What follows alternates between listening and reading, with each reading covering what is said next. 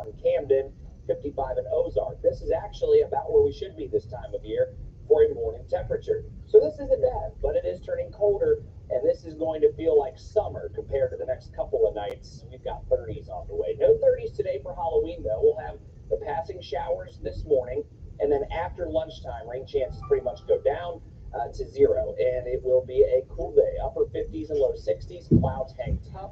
It will be a breezy day. Wind speeds 10 to 20 throughout the day. So it will feel a little colder to you, given the fact that there's a wind constantly blowing through the day. Trick-or-treating will stay breezy. Temperatures fall through the 50s. Clouds will be breaking, but that doesn't matter. Of course, it will be getting dark, so we won't benefit from the clouds breaking in the form of sunshine, but clouds will be breaking. It's dry. Make sure you have a layer on underneath those costumes for the kids here. So your light rain this morning, there it is, through 9, 10, 11 o'clock. After lunchtime, it's history. Maybe a few peaks of sun this afternoon. We'll try to get into the lower 60s. Trick-or-treating is definitely dry. We'll fall through the 50s during the evening hours and then on our way into the 30s. This light blue is frost potential, and the dark blue is freeze potential. This is tonight, tomorrow morning. So notice frost and freeze conditions as we fall way down in the 30s. Not rebounding much tomorrow. We will stay in the 50s for a high, and then by tomorrow night, the coldest side of the week, freeze conditions in that darker blue for just about everybody. I think almost everyone hits 32 or gets very, very close. So the first frost and the first freeze of the season on the way. You throw in the wind, which will be an issue the next couple of mornings, especially. This is what it will feel like. The wind chills tomorrow morning, well down into the 20s. Same thing Thursday morning, and then we improve a bit Friday morning. That's still cold. The next couple of mornings, though, especially, very, very cold. And Judd, after the 80s we've been having, it's going to feel even colder. We do warm right back up, though, at the end of the weekend. Yeah, I gave you a sound effect. I'm not sure what that means, but wow. Yeah, I'm glad you've given us plenty of warning. But I think I might have to get out the big coat for that one, Tyler. Thank you for the update there. We will be a bundle up morning the next few mornings after today for sure. Coming up on 5:54, back to your news now. While the United Auto Workers strike continues, our tentative deals in place between the unions and the three major automakers. GM, Ford, and Stellantis all reached deals with the UAW, which could mean the strike could be over soon. The union boards will have to approve that deal before the strike is lifted. With these deals nearing completion, what would it mean for the car industry and consumers moving forward? Karen Caifa takes a closer look. An unprecedented strike appears to be ending. On Monday, GM and the United Auto Workers Union appeared to have reached a tentative agreement, according to a source familiar with negotiations. The move ends nearly 7 weeks of an unprecedented strike against the Detroit Big Three automakers, GM, Ford, and Chrysler owner Stellantis. A total of nearly 50,000 workers walked out of their jobs during some part of the strike, demanding better benefits and pay, citing the auto industry's record corporate profits. We haven't had a raise in years. We've been gifting and giving and giving. While the exact terms of the deal have not yet been released, it is expected to be along the lines of the deals already announced at Ford and Stellantis, including guaranteed pay increases and the return of cost of living adjustment, which combined will let workers pay more than 30%. Monday's move comes 2 days after the union expanded the picket line to GM's engine plant in Springfield, Tennessee. Last Wednesday, the union announced a deal with Ford, and on Saturday, it announced a deal with Stellantis. For every member, the money will be significant. For many members, which means that the cars are going to go up. The price of the cars is going to go up. So everybody gets screwed, but we get it the worst. A prolonged dispute would create a painful domino effect that would trickle down to vehicle parts suppliers, car dealers, and eventually to you, even if you're not in the market for a car. That's because experts say it could have led to fewer cars on lots and made it harder for shops to repair your car. For Consumer Watch, I'm Karen Caifa. And this United Auto Workers strike is the largest in the last 25 years. The last time auto workers went on strike was back in 2019. So sports news this morning. Today, maybe Alabama head coach Nick Saban's birthday, but he's not focused on that right now. The Tide has a huge game at home at Bryant-Denny Stadium Saturday night, taking on Tuscaloosa. A lot of fans would like to forget that loss last year in Baton Rouge on the final play of the game. Coach Saban talks about what it's going to take to slow down LSU's offense. You know, you got to guard it, you got to keep it cut off, and you got to be disciplined in your eye control so that you have the best opportunity to do that. And the matchup between Bama and LSU, 6:45 Saturday night at Bryant-Denny Stadium.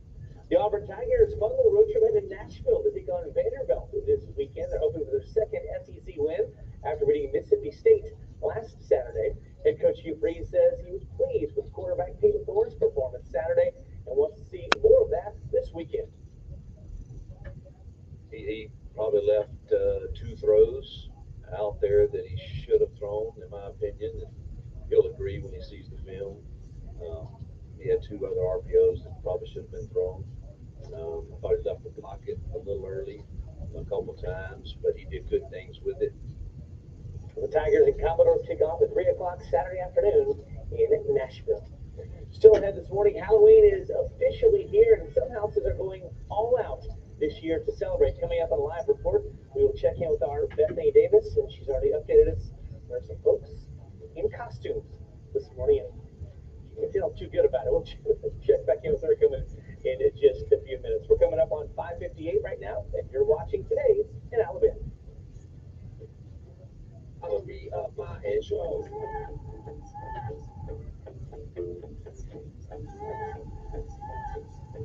Alexa, start my morning routine.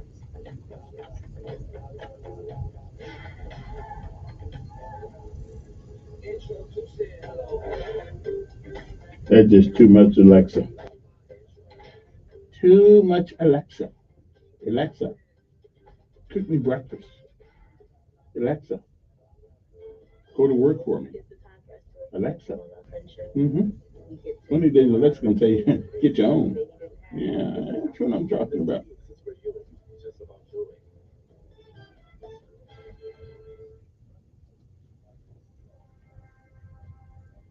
Alexa.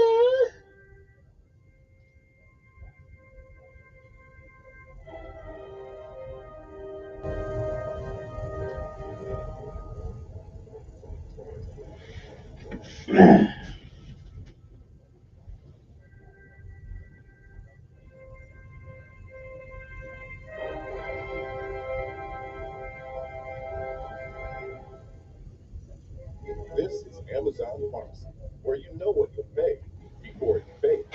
And Prime members save up to 80%. Incredible 5.1 HD3 FM in Montgomery, a Cumulus media station. This is CBS News on the hour. Where are you going? You can't do that here. I'm Deborah Rodriguez. Israeli troops are forging a path deeper into Gaza. BBC's Yolan Nell reports from Jerusalem. Heavy bombing by Israeli warplanes could again be seen in the north of the Gaza Strip this morning, sending up plumes of grey smoke. An Israeli military spokesman said there had also been strikes elsewhere and described ground troops as slowly expanding their operation. Meanwhile, Hamas fighters said they'd ambushed 3 Israeli vehicles, firing anti-tank missiles. Israeli Prime Minister Benjamin Netanyahu has rejected the latest calls for a ceasefire as the humanitarian crisis in Gaza deepens. Organization's Richard Bannon. This is essentially catastrophic. Now, over a third of hospitals non-functioning. Those that are functioning are only working partially, and they are overwhelmed with a heavy patient load. UNICEF is warning the risk of infant deaths from dehydration is growing, with just 5% of normal water supplies available. We're learning of red flag warnings ahead of last week's mass shooting in Maine involving gunman Robert Card. Rick LaChapelle, owner of a gun shop, says he turned him down when he tried to buy a silencer after Card answered yes when asked if he'd ever was committed to a mental health facility. You just can't imagine how much more carnage would have been if he had a silencer in front of that. Records show the Army Reserve and a Maine Sheriff's Department were aware of Card's mental health issues more than 5 months before he shot 18 people to death. Police in Colorado's Rocky Mountains say a man found dead at an amusement park with guns and bombs near his remains died of a self-inflicted gunshot wound in a bathroom. Words scrawled on the mirror read, "I am not a killer." They believe he broke in while Glenwood Caverns was closed. The Supreme Court will hear arguments today on social media cases from California and Michigan. CBS News legal analyst Thane Rosenbaum. These two cases might send a message to public officials to stay off of social media, because if they use their private platforms in any way to address issues of public concern, or they post things related to their job, they might violate the First Amendment if they delete the postings of their critics or block them altogether. King Charles is making his first state visit to a Commonwealth country since becoming monarch. He arrived in Kenya to a 21-gun salute from the country's Navy. This trip is full of symbolism. Charles' mom, the late Queen Elizabeth, found out she'd become monarch while she was visiting a Kenyan game preserve in 1952. This is CBS News.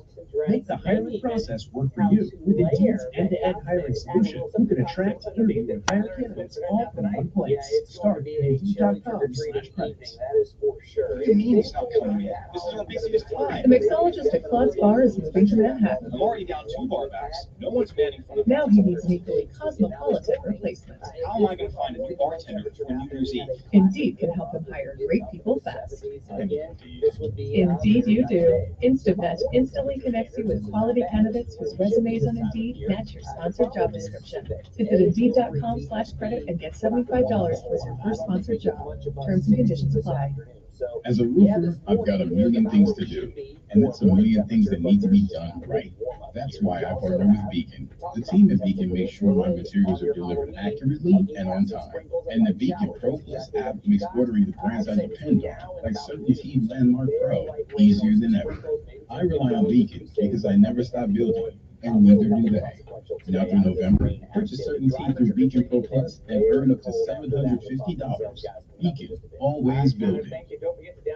Heat is taking a toll on our hearts. Researchers have found that cardiovascular deaths due to extreme heat may more than double by the middle of the century. That increase is expected to be greater amongst older adults compared to younger adults, and greater among non-Hispanic Black adults. Study author Dr. Samir Katana with the University of Pennsylvania says public health leaders and healthcare providers need to think about strategies to reduce the impact of extreme heat on people's health. If more efforts are made to reduce greenhouse gases, then perhaps we would have a greater improvement in public health. Matt Piper, CBS News. Dust may have done in the dinosaurs. New study in Nature Geoscience finds an apocalyptic plume of pulverized rock dust kicked up by a giant asteroid that crashed into Mexico's Yucatan Peninsula 66 million years ago. Right, you know that. Yeah. Show me how you know that.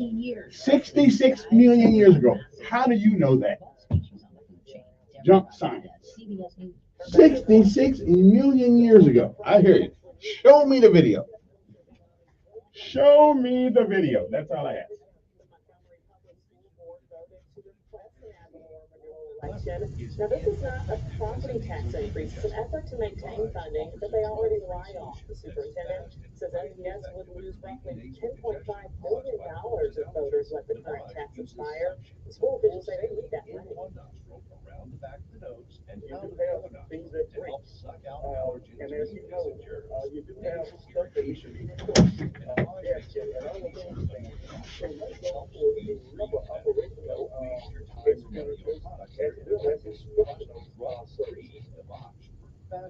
NPS plans to send a petition to the county commission to get this on next year's ballot. Now the latest on that Gainesville mass shooting suspects in court, a judge denied youthful offender status to 2 more suspects. Meaning they will be tried as adults. Willie Brown Jr. is 19 and Wilson Hill Jr. is 20. They're scheduled to be arraigned on December 28th on reckless murder charges. And Brown and Hill are 2 of 6 suspects charged in that April mass shooting. 4 people died that night and dozens were injured in a shootout that happened during a Sweet 16 birthday party in downtown Mayville. At least one other suspect in that case is also being tried as an adult. Covering is that Henry County now where Henry couple was arrested with his priest hiding their son's body in a freezer. The disturbing story, Karen and Shane Hall said, are each charged with 1 count of abuse of a corpse. Their bond set at $175,000 each, with more charges possible. Investigators say they found the body of their 19-year-old son, Logan, wrapped with a number of items and placed in a cardboard box. That box was put into a freezer, which was time flushed, and the body was found. Authorities believe it could have been there for months. Kevin Elkins reports the boy's father confessed to the death weeks ago, but police did find the body until a few days ago. Authorities said they have not been able to get a consistent story from the parents. There's just a lot of discrepancies in the stories, in the timeline, and so forth, which kind of threw up some red flags and all that stuff there. It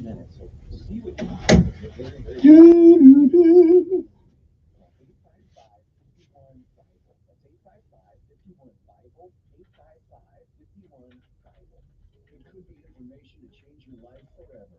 Or the Something You Should Know podcast could just be something interesting. Herb Cohen is one of the all-time legendary great sales trainers and negotiators. And he has some advice that will help you negotiate better. Make the other person feel superior and smarter than you. Care, but don't care too much. If you don't like the deal, walk away and see if the deal doesn't get better instantly. Something You Should Know, wherever you listen. Telling it like it really is. It's the Dan Bongino Show, weekdays from 11 to 2 on News Radio 1440. Your WSFA First Story weather forecast on News Radio 1440.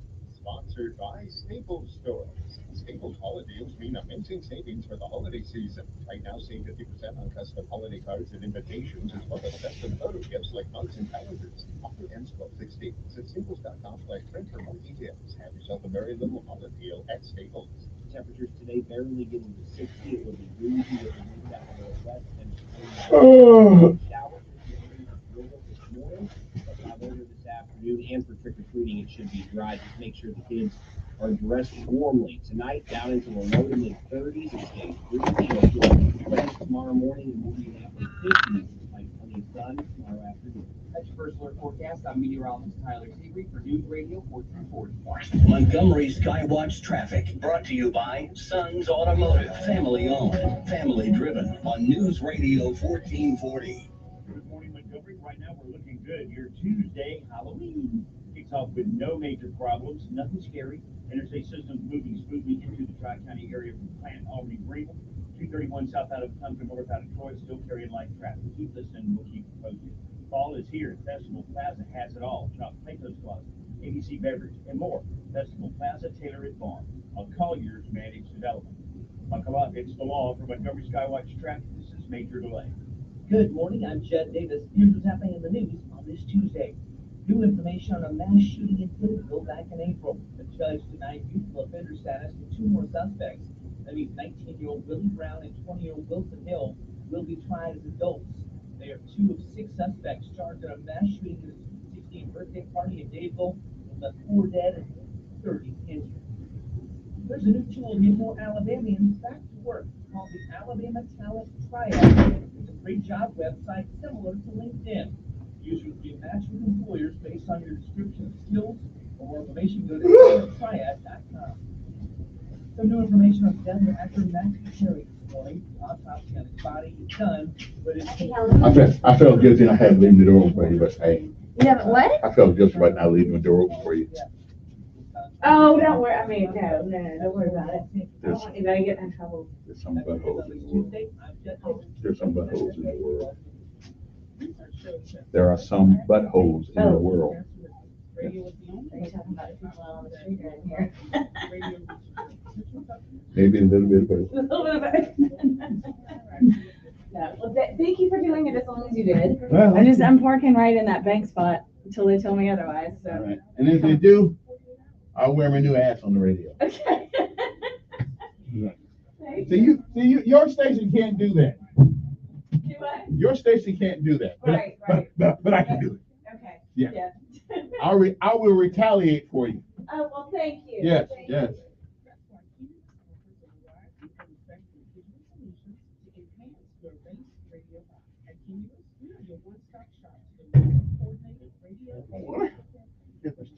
I'm good to go.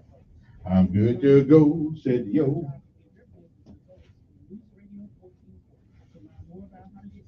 Go to newsradio1440.com and click on Grow Your Business. Is the labor shortage wreaking havoc on your cleaning company? Has the increased cost of labor made you second guess using your own staff? You're not alone. At Janie King, the king of clean, we have a solution for you. Whether it's cleaning your office, healthcare facility, school, manufacturing site, or everything in between, let us use our 35 plus years of experience to keep your place clean. Don't wait. Go to JannieKingCleans.com and let Janie King do our job so you can do yours. Find dentist near me. Right here, ma'am. How can I help? Wow, no dentist near me? Really? What? I'm right here. Ma'am, we're a local dentist literally right down the street from. Why is she not seeing us? Oh, here's one. It's a bit far, but hey, they got good reviews. What in the world? Hello? Can you not see us? See us? See us? Nope. Because your business is buried deep in the list of local results and is, well, basically invisible. Get a boost with Cumulus Boost. Get found. Get on the map. Learn more at cumulusboost.com. You see miracles all the time at our children's hospital, but miracles never come easy. That's why, as great as children's hospitals are, they need our support to keep miracles happening. Put your money where the miracles are. Support your Children's Miracle Network. He's the voice of the conservative millennial. Ben Shapiro. The Ben Shapiro Show, tonight at 8 p.m. on News Radio 1440. Depend on it.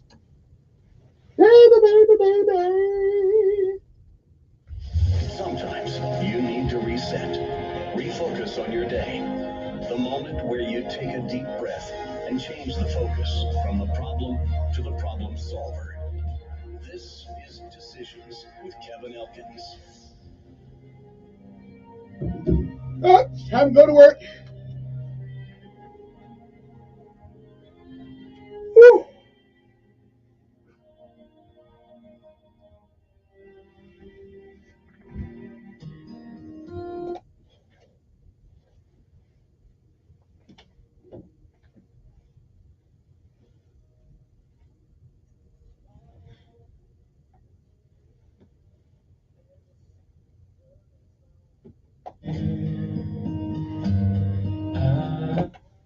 And good morning, Montgomery, Alabama. It is time to rise and shine once again. For it is once again, one more time, you're on top of the ground, and the ground's not on top of you. Good morning to you. I'm Kevin Elkins, and this is News Radio 1440. It is time for our daily bread, a word from on high, something that will change your perspective or give you a new one. Either way, it's good for the soul. Good morning. Believe it or not, it is October the 31st, 2023. And today's daily bread is called Under God's Wings. That's our scripture insight today, comes from Psalm 61. Psalm 61:4 reads, I long to dwell in your tent forever and take refuge in the shelter of your wings. Govern yourselves accordingly. Good morning. And again, it is October the 31st, 2023. It is a day like all the other days of the past that has never been. And it is a day that won't ever, ever be again. Once it's gone, you don't get a do-over. You don't get it back. You don't get to summon it from the past. You don't get to come back and do all the things today that you should have done that you didn't. And you certainly don't get a chance to come back and undo anything that you did. So whatever it is that you do with this day, October the 31st, 2023, make sure that if tomorrow should be, you be proud of what you have done.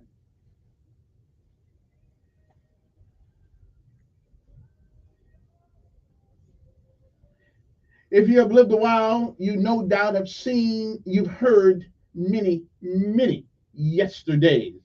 And if we are blessed and given the grace, mercy, and the charity of God Almighty, we may, I'm not sure, we may see some tomorrows.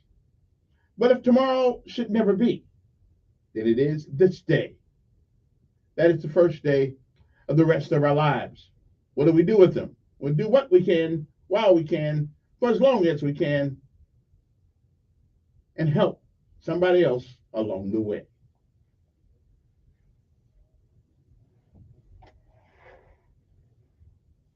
Benjamin Elijah May said, whatever you do in life, we should do it so well, no man living, no man dead, no man yet to be born can do it any better.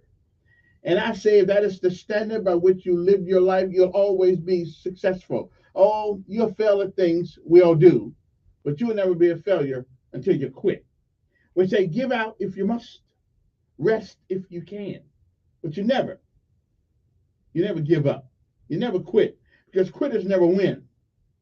And while winners may lose a thing or two, they never give up. So don't you. I often say when it rains outside, because God is laughing that you think you got a problem he can't handle. You might want to turn the channel on that one. Good morning to you. It is time to rise and shine. And no matter what happens to you this day, remember this. It is still a great day to be alive. Under God's wings. That's our daily bread for today, October the 31st.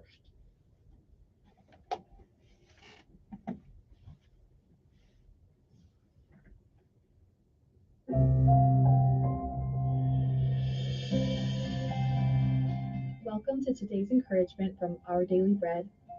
Our reading, titled Under God's Wings, was written by Monica LaRose. There are several Canada goose families with baby geese at the pond near our apartment complex. The little goslings are so fluffy and cute. It's hard not to watch them when I go for a walk or run around the pond. But I've learned to avoid eye contact and give the geese a wide berth. Otherwise, I risk a protective goose parent suspecting a threat and hissing and chasing me. The image of a bird protecting her young is one that Scripture uses to describe God's tender, protective love for his children. In Psalm 61, David seems to be struggling to experience God's care in this way. He had experienced God as his refuge, a strong tower, but now he called desperately from the ends of the earth, pleading, "Lead me to the rock that is higher than I." He longed to once more take refuge in the shelter of God's wings. And in bringing his pain and longing for healing to God, David took comfort in knowing that he'd heard him. Because of God's faithfulness, he knew he would ever sing in praise of his name. Like the psalmist, when we feel distant from God's love, we can run back to his arms to be assured that even in our pain, he's with us, protecting and caring for us as fiercely as a mother bird guards her young.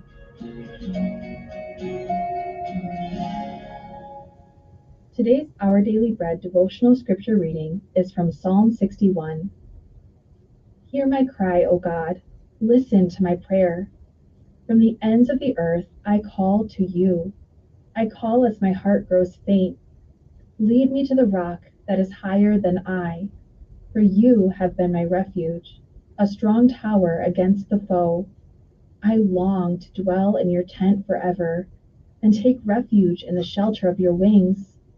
For you, God, have heard my vows. You have given me the heritage of those who fear your name. Increase the days of the king's life, his years for many generations. May he be enthroned in God's presence forever.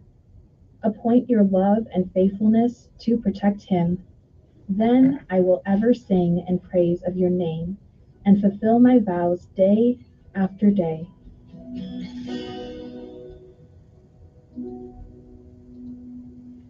Let's pray. Dear God, thank you for your fierce, protective love. Help us to rest securely in your tender care. In Jesus' name we pray. Amen. Thank you for listening today. My name is Brenna Holsclaw, and today's encouragement was provided by Our Daily Bread Ministries.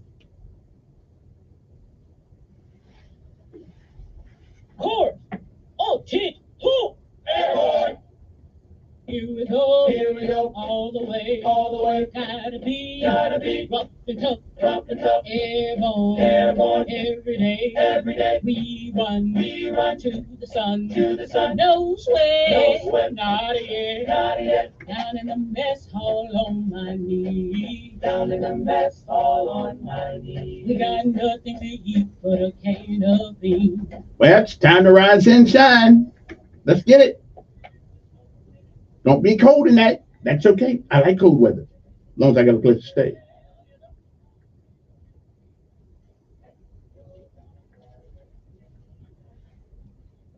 Here we go, all the way. Gotta be rough and tough. Hey, boom, all the way. When I was young, I always wanted to be in the 82nd Airborne, knees and no breeze. Now that I'm here, I'm gonna do it right. Jump from an aircraft while in flight.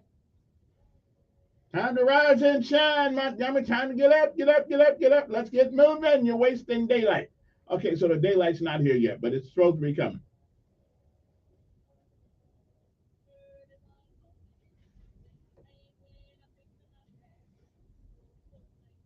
Jump match the said 1 minute to go. Green light leave with a cheering blow. Come on now, time to rise and shine. Hey, you won't get paid unless you show up. Come on. Drive it on. Here we go, all the way, gotta be rough and tough, airborne, all the way.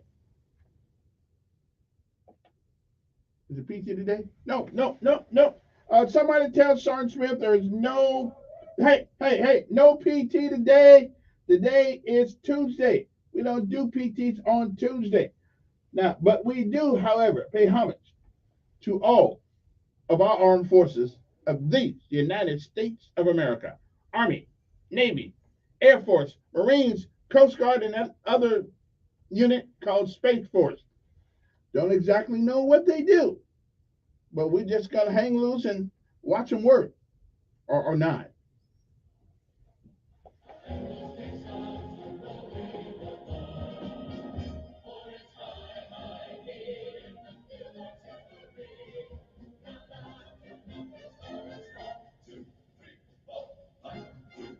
But let's not forget some of our local heroes, our Montgomery Police Department, our Montgomery Sheriff Department.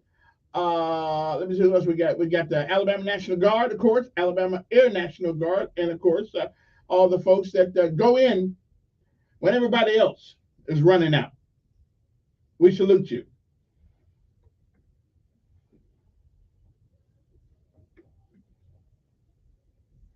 I normally would say good morning to the sanitation department, but they don't listen to me anyway. So I go down there like a couple of mornings a week, to drop somebody off. I say hi to them. They look at me like I'm crazy. I don't know what's wrong with them down there.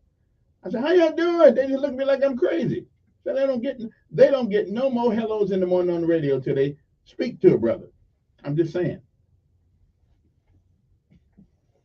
Look at me like I'm a bum or something.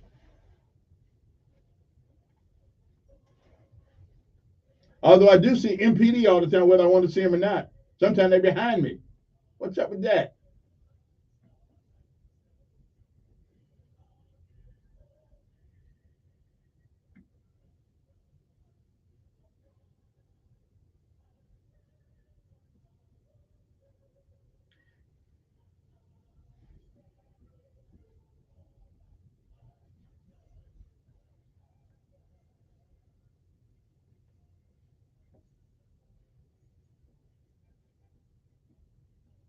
And good morning to Maxwell and Gunner Air Force Base. After all, we are an Air Force town. We must pay homage to the Air Force. We like to call them our top guns. That's where people from all over the world, I know I see them all the time in the PX, come out here to learn from the best there is. That's the United States Air Force. Say good morning to them. Aim high. Is there any other way to aim? I don't think so.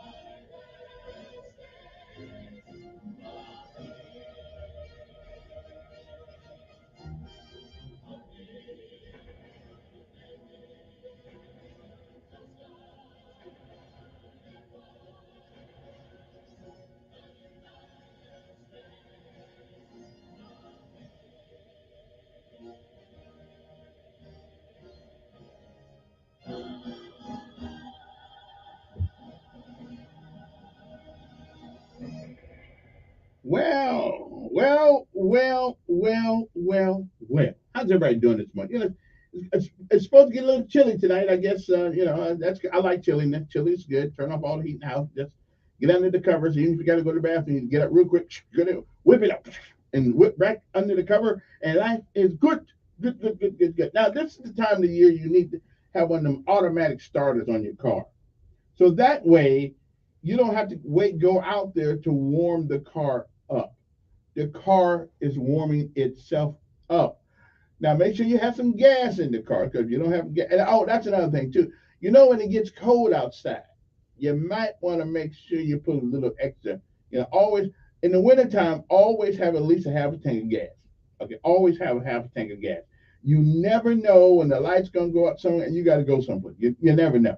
So put some gas in your car. Another thing in the wintertime, always put a blanket in the trunk. Okay, put a blanket. You never know. You might be stuck somewhere. Just put it in the trunk. Trunk's going to be there anyway, so you might well put a blanket in it.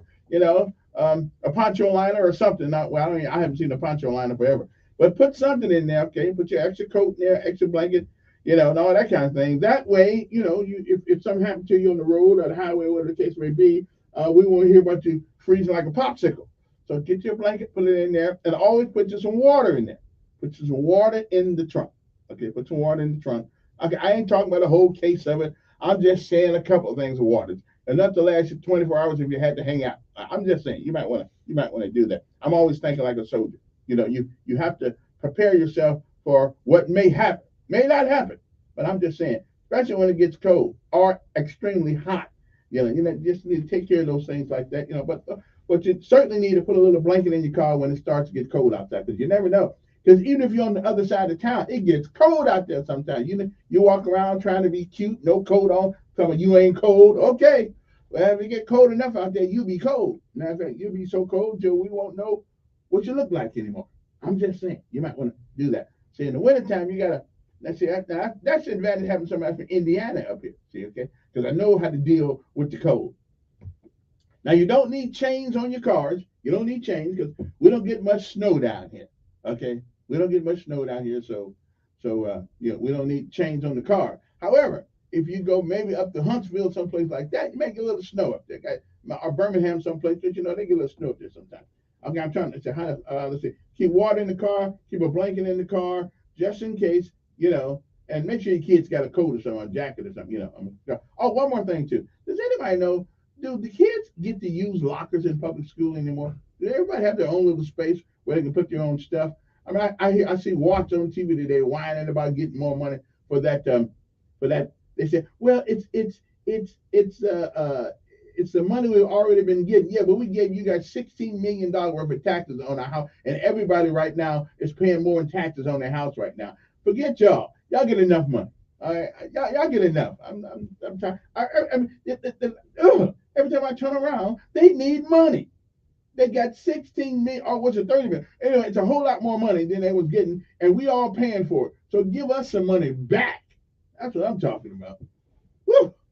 Money has never been the answer to public school. Never has been. It may be part of the process, part of the meal, but that's not the answer. Okay? Because every time y'all spend lots of money on kids per student. Now, it may not get to the kids, but hey, we send it to them. That's all I'm saying. All right, anyway, 6:31 in the morning. You got to take a break. We'll come back with lessons of life and the word of the day. That is my attempt to make sure that your lexicon, the lexicon of your language, is sufficient enough to be as smart as I am. Okay, I know. I'm a wordsmith. I know. Some of the words I use in the mornings, I know you guys don't know what they mean. But if you don't know what they mean, just text it, brother, and I'll tell you what they mean, okay? And I'll give you a chance to cogitate on my answer, okay? So let us take a little bit of break, and when we come back, of course, we'll talk about the lessons of life.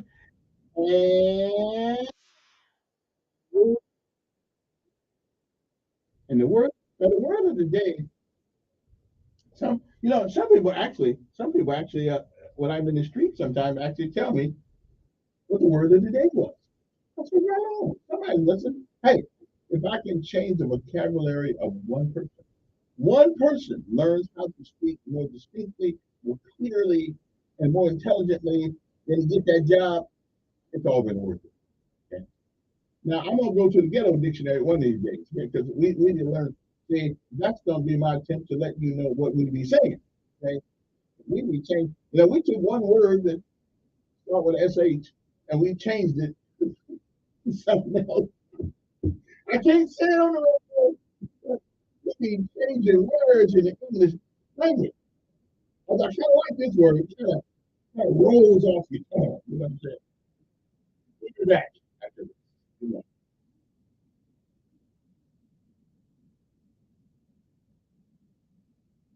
Time. Got plenty of it until we don't have any more of it. Good morning to you.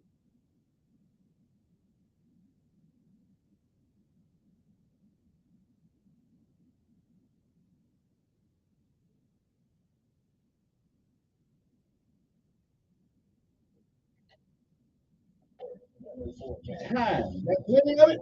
We don't have no more of it.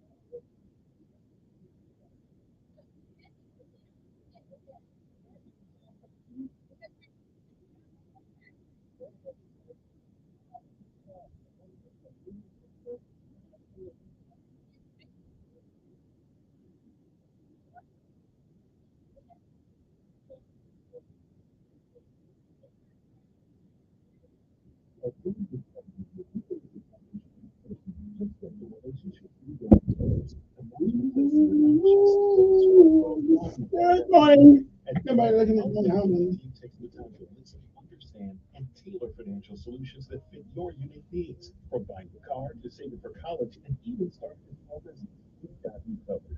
Come experience the Guardian difference and what it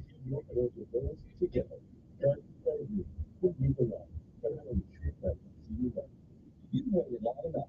You shouldn't have to worry about decision-making necessarily. Whether it's your office, healthcare facility, school, manufacturing site, or everything you do, now is the time to let Jane take your responsibility and put it on us.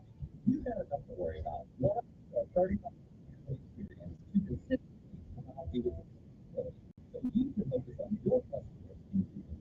So don't wait. Go to Jane.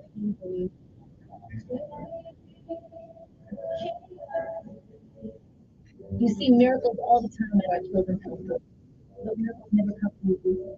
That's why as great as children's hospitals are, they need our support to keep miracles happening. Put your money where the miracles are. The Children's Miracle Network Hospital. Join Sean Hannity Sundays at 3 p.m. for the Entrepreneur Show. News Radio.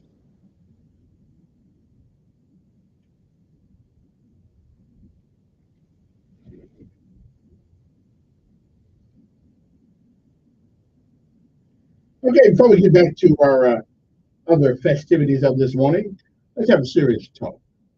Okay, it's about the killer, and its name, of course, is fentanyl. Did you know that more than 1,400 Alabamians died in 2021 from drug overdoses? It's time to have a conversation about substance abuse. Hope is real. Recovery is real. So if you or a family member or a friend are suffering from substance use disorder, call the Council on Substance Abuse, or COSA, now at 334-262-1629. That's 262-1629. Or go to ncadd.org. Let's get help today. Call COSA. Again, Council on Substance Abuse. 334-262-1629. Never too late to do the right thing. And good morning to you. That's something about you. I've never ever even had the inclination to do drugs. I don't know. I never smoked a little Mary Joe, drink a little Boone Farm. I never had the inclination to do drugs. And from what I can see, it makes you do all kind of crazy things and stuff like that. And do you really want somebody to control you that bad? I mean, women are bad enough. Yeah, I mean, just saying. Women got you doing all kind of things. But drugs, woo, that's another level. Okay, you rob people, steal people, hurt people, kill people.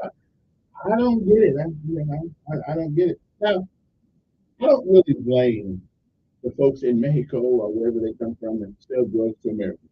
Americans ought not be so stupid and dumb. Okay? I mean, drugs are like, I guess they grow from the cocoa leaf, God made the leaf. So evidently, those things are good for certain things. But I don't really blame people for taking advantage of stupid Americans who want to spend their money on drugs. I don't. You know what? You know why we got a drug problem? Because we caused it. We want to get high. Now, I never been high. Now, once I get high, who knows? Maybe I'll try to get high once in my life. But if it has the same effect of these drugs, I'm just gonna leave getting high alone. I mean, think about it though. I'm thinking about drinking me some wine. Jar wine. I'm thinking about it. I'm gonna think about it. My son tells me I need to go and get a beer. I said, well, I don't know. I don't know. But I'm thinking about it. I told myself if I live to see 70, then I'll have me a beer on my 70th birthday because I'd be so glad to be here. I'll drink anything. But anyway, good morning to you. Hope this day finds you well. Hope this world is treating you good this morning. I hope somebody's up this morning. I'm not wasting all this good conversation on myself because, the words that come out of my mouth most of the time are exquisite. I'm just saying. At least that's why I'm looking at it anyway. Okay, now. So, what is the word of the day? And all that other good stuff. Okay, the word of the day is, let me get to it. Okay. It means literally causing damage or wear by rubbing, grinding, or scraping. Figuratively, it is used to describe people or things that are unpleasant or irritating. Now I've been called this word before. I first started used to tell me all the time, Elkins, you got no tact, and you are. Then he will use this word right here. Now let me spell the word for you. Abrasive. Do it one more time. Abrasive. The word is abrasive. That's right. The guy at the meeting who's always talking about everybody else like he don't have no problem, like he don't cause none of these problems. Okay, well he's abrasive. All like me. Sometimes I'm abrasive. I am. I mean, but sometimes I want to be abrasive. Sometimes you only get people's attention when you dog them. You know what I'm saying? So I'm just saying. I'll work on that. Though. I'll work on that. Okay. Okay. So the word of the day is abrasive, which means figuratively it is used to describe people or things that are unpleasant or irritating. So, if you get your counseling session from your job today and you see this word in there, okay, you'll know that you need to slow your roll and become a nicer person. Okay, that's what I'm saying. You need to become a nicer person. Okay, that's all I'm saying. All right. I don't know who that's called me this time on, but I'm not really taking any calls at the moment. I know this is Ed. I know who it is. Okay. Prove myself wrong. All right, who is this? I knew it was you. But I'm just trying to figure out though why you called knowing that I probably won't take the call this hour.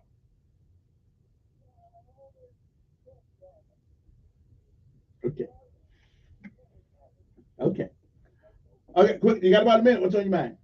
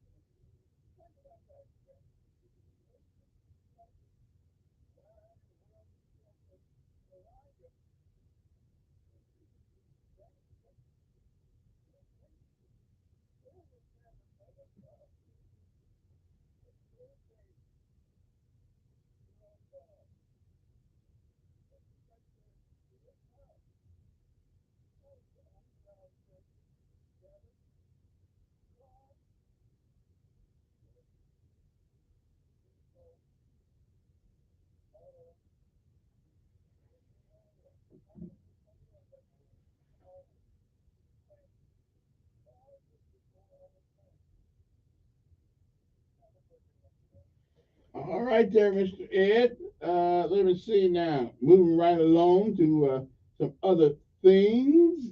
Let me see. All right then. Uh, the lesson of life today, except that what Mr. Ed said, that line is bad. It is. I've used a few of them in my time. Uh, Now, this is an interesting one because most people, you're going to meet people all the time. You're going to meet people. They're going to, some will have a great effect upon you. Some will have a bad effect on you. Some people you're going to like. Some you're not going to like at all. But still, they're part of the whole. So if you remember what I'm about to tell you, then meeting people, regardless of the condition that they happen to be in, well, you'll appreciate it even more. There is a purpose for everyone you meet. Some people will test you. Some will use you. Some will even bring out the best in you. But everyone will teach you something about who you are. And one more time, there's a purpose for everyone you meet in this life. Some people will test you. Some will even try to use you. Some will bring out the best in you. But everyone, good, bad, or indifferent, everyone you meet in this life will teach you something about who you are. So if you remember that, Look at every interaction, every encounter as a way to learn. Nelson Mandela says, I never lose. I either learn or I win. Either way it goes, it's a win. I either learn or I win. I never, ever lose. Good morning to you. It is October the 31st. It is the 304th day of this year. And believe it or not, ladies and gentlemen, there are only 61 days left in this year. And of course, this is Halloween, the dumbest holiday ever made in America. But hey, some people like it. I don't. I think it's crazy. On this day in 1941, the Navy destroyer USS Reuben James was torpedoed by a German U-boat off Iceland with a loss of 100 lives, even though the United States had not yet entered World War II. In 1517, Martin Luther sent his 95, these, whatever that means, these denouncing what he saw as the abuses of the Catholic Church, especially the sale of indulgences, to the Archbishop of Mainz, Germany. By some accounts, Luther also posted the thesis on the door of the Catholic Church in Wittenberg, making the start of the Protestant Reformation. The year was 1926. Musician Harry Houdini died in Detroit of peritonitis resulting from a ruptured appendix. 1941, work was completed in the Mount Rushmore National Memorial in South Dakota that had begun in 1927. I don't know who put them faces up there, but you got to get that. That guy did. Whoever put them up there, those were some brave people. I'm just telling you. Brave, brave, brave people. Well, they got me to do it. 1959, a U.S. Marine reservist showed up at the embassy in Moscow to declare he was renouncing his American citizenship so he could live in the Soviet Union. You know what his name was? Lee Harvey Oswald. Yes, he didn't like it over here. 1964, Theodore Freeman, 34 years old, became the first member of NASA's astronaut corps to die when his T-38 jet crashed while approaching Ellington Air Base in Houston. In 1968, on this day, President Lyndon B. Johnson ordered a halt to all U.S. bombing of North Vietnam, saying that he hoped for a fruitful peace negotiation. The year was 1984. Prime Minister Indira Gandhi was assassinated by two Sikh security guards. In 1994, a Chicago-bound American Eagle ATR-72 crashed in northern Indiana, killing all 68 people aboard. In 1998, a genetic study was released suggesting that President Thomas Jefferson did, in fact, father at least one child by his slave, Sally Hemings. In 1999 was the year Egypt Air Flight 990, bound from New York to Cairo, crashed off the Massachusetts coast, killing 217 people aboard. In 2001, New York hospital worker Kathy T. Nguyen, Nguyen, Wynn, I'll call it that, died of inhalation of anthrax, the fourth person to perish in a spreading wave of bioterrorism. The year was 2005. President George W. Bush nominated Judge Samuel Alito to the Supreme Court. Civil rights icon Rosa Parks was honored during a memorial service also on this day in Washington, D.C. And 14 years ago, a registered sex offender was arrested in Cleveland after police found 6 decomposing bodies in his home. Guess he was trying to get some company. Authorities turned up the bodies of 11 women at the home of Anthony Sowell, who was convicted and sentenced to death in 2011. New York Yankees won Game 3 of the World Series, defeating Philadelphia Phillies 8-5 to give the New Yorkers a 2-1 series lead. And 9 years ago, commercial space tourism suffered a huge setback when a prototype passenger rocket, Virgin Galactic Spaceship 2, exploded during a test flight, scattering their debris over the Mojave Desert and killing one pilot while seriously injuring the other. 5 years ago, President Donald Trump said the number of military troops being deployed in the U.S.-Mexican border would reach 15,000.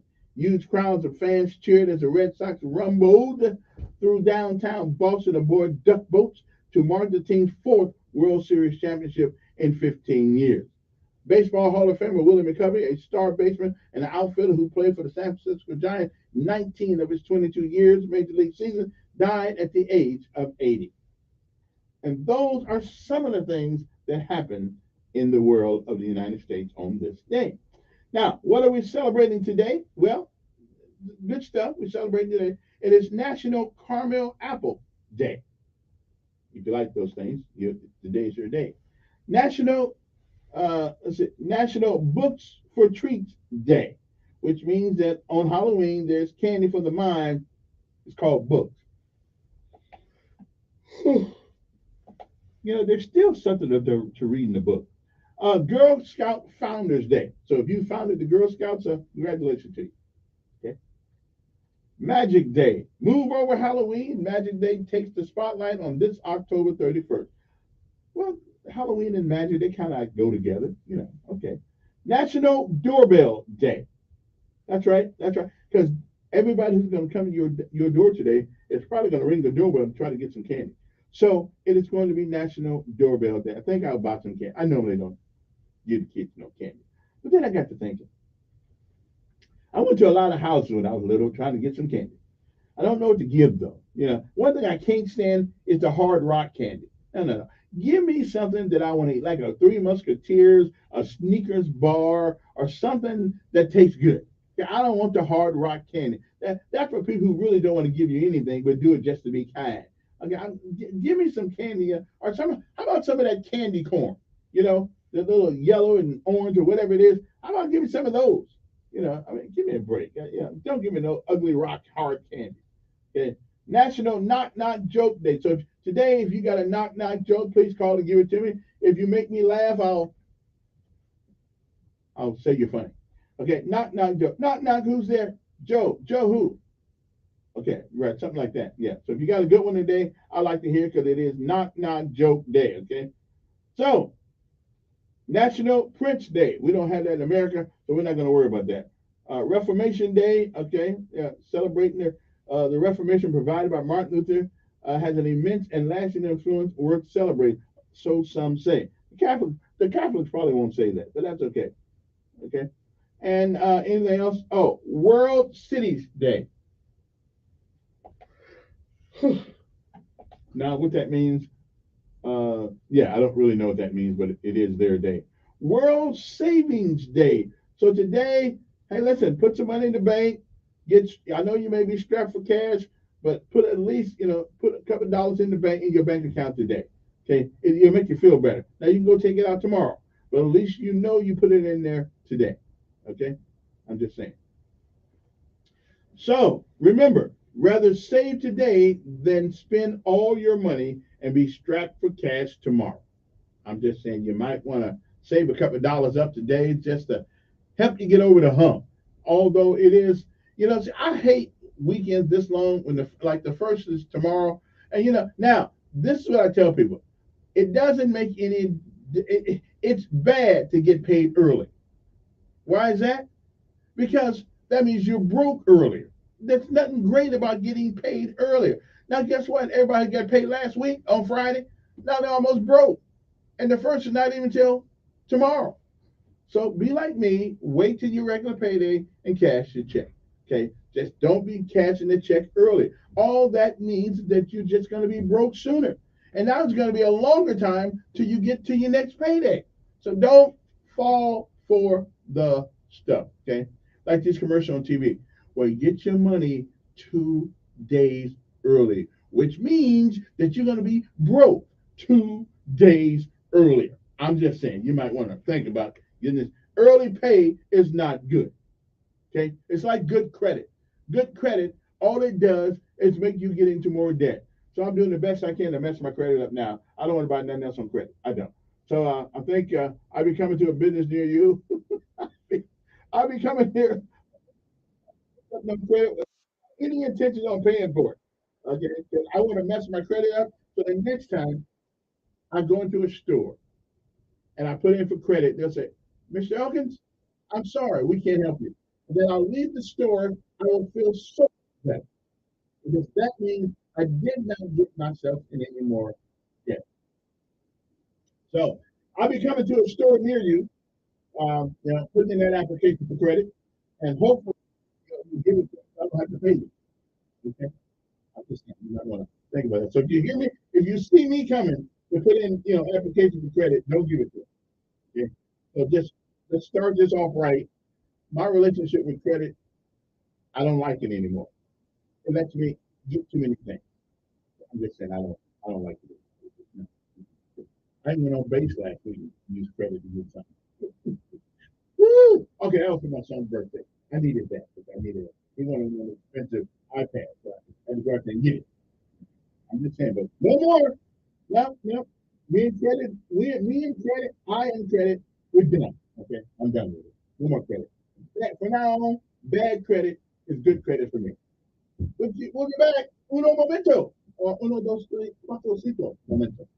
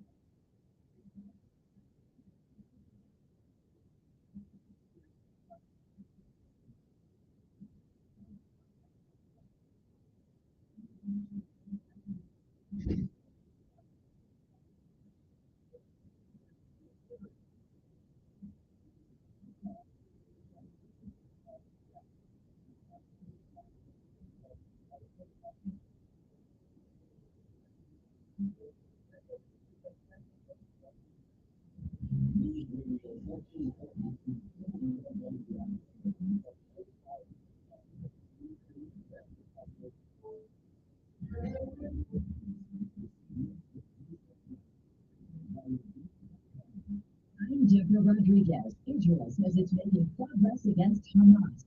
And ground troops move deeper into Gaza. But health officials have issued another urgent warning. Correspondent Renee Simpson brings team coverage on Tel Aviv. North Gaza led to a barrage of explosions. Israel's military again striking with deadly force. Some 300 targets. Hamas compounds above and below ground. All detail also points the people they claim to be militants running for cover. One apparent goal, the encirclement of Gaza City. Marco, the foreign desk in London, in Gaza. The situation is essentially catastrophic. WHO's Dr. Cohen says Gaza's hospitals are either barely functioning or not functioning at all. Infectious disease is beginning to spread among a million or so displaced and bread and fuel.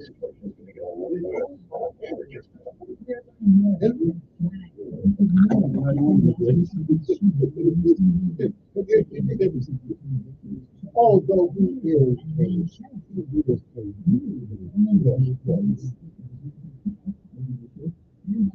but I can understand how people can want to belong to a party and only want to get the job in the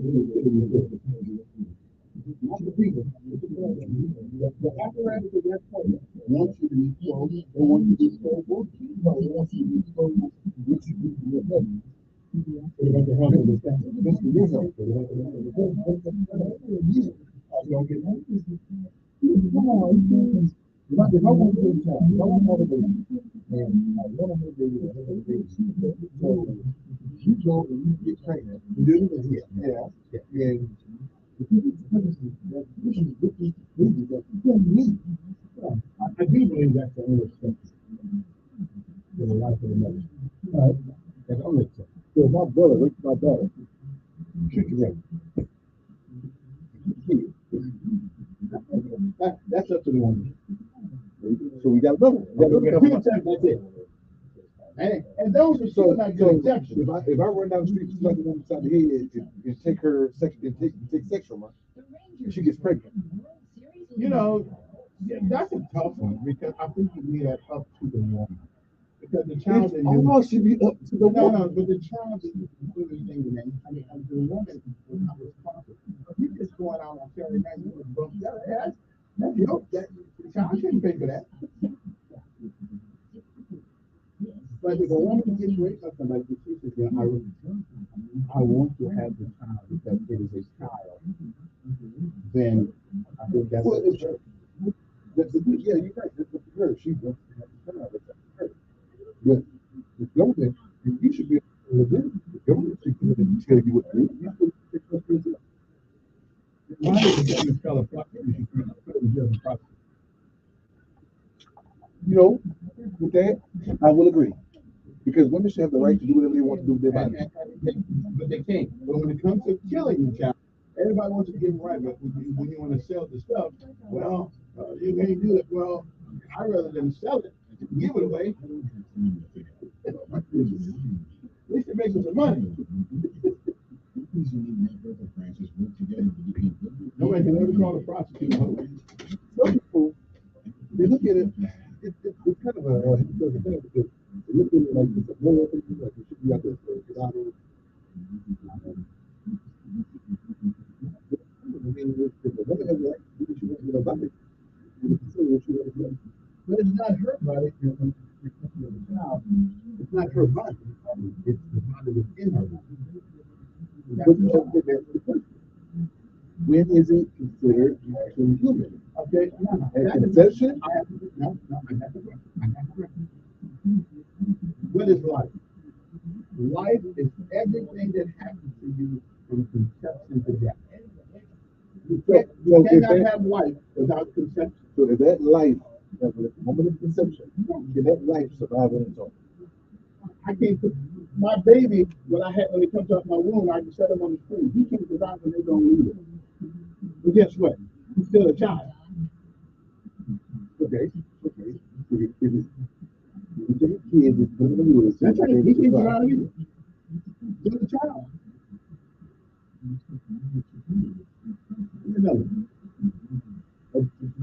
I heard all these arguments. Yeah, I see. You got to come back to everything. Right. Because life is the most precious thing to do. Nothing else matters. If you don't have life, you have nothing. But what do you think about the government telling you what to do with your body? They tell you what to do with our body now. What if the government tells you that you can't do the problem anymore, that you have to replicate? That you can't replicate. Then I wouldn't be doing it. Because that means child support for a government. Oh, hell no. We ain't doing that. It's done. They can tell a woman what to do with her body. They can tell her. They can say, hey, you need to be a certain weight. You need to be a certain weight. Okay, don't wait on. Don't.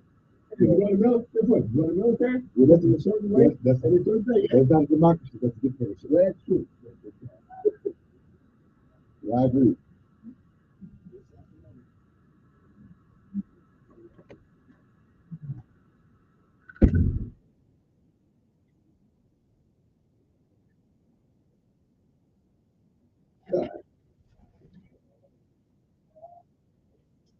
Okay, we're back. I forgot my guest is coming over there. I tell you, I'm glad he kind of woke me up there. I was about ready to go back to sleep right now.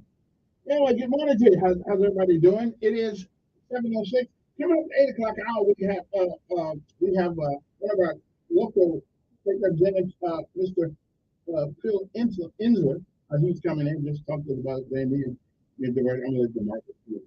DeMarcus is a regular citizen. I'm a great person. So I'll let DeMarcus, Of course, they both Democrats. But matter of fact, I may have to break him up and they might be hugging each other. All right, how's everybody doing? Marcus, how you doing, sir? All right, great. How you guys doing? Good morning out there. Excuse me, I told you about the wrong one. Well, if you say anything other, I promise you, we're going to have nothing to do. Okay. I know what you're doing.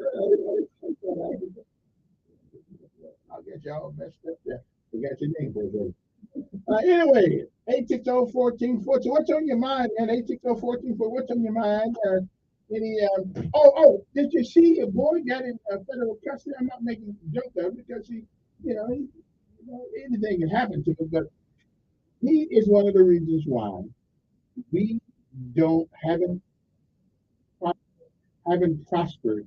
He's one of the reasons why black folks haven't prospered, even though we got all these black representation. You know what I'm talking about, right? The guy who's a federal president now, but kickback. What's the guy's name? Smitherman, I believe his name. From I don't know which city he represents, but he ain't the only one. He's just the only one they got. He's just the only one in custody right now. But there's a reason why that every election year, every 4 years, we cry, we whine, we bring up all the problems, and nothing really ever changed. I haven't seen any significant difference in our lives as a group. Now, some people, individuals, yes, but as a group. And why is it that we got more representation than we ever had in America, but we are still basically in the same position we've always been in as a group of people? Why is it? You ask me that? Yeah, why do you think so? You're the historian, the history major here. Everywhere. You're that way because you don't get it. Most of us do not get out and vote until the presidential election. And that, especially if you include Democrats. Democrats do not get out the bus and vote every 2 years. It's not a vote every 4. So because of that, whoever, bad Republicans, bad Democrats, whoever, we get to sneak their way into the system because, okay, look at the last election with Mayor Reed and all this council or whatever. How many people voted? Nobody really came out. So they don't pay attention to that. And when you don't pay attention to it, these people build relationships, they build status amongst themselves, they get connections, and they start moving up the ranks. And before you know it, they're a state senator, they're a state congressman, they're a governor, mayor, representative, president. So we have to pay attention to look. Someone mentioned that all politics is local, and that is absolutely true. Even with the president, everybody's thinking about people issues. How is electing you going to benefit my pocket? But what they're not thinking about is that mayor, that city council, that governor, that alderman. They're not thinking about those guys, and we just doing good. We have to pay attention.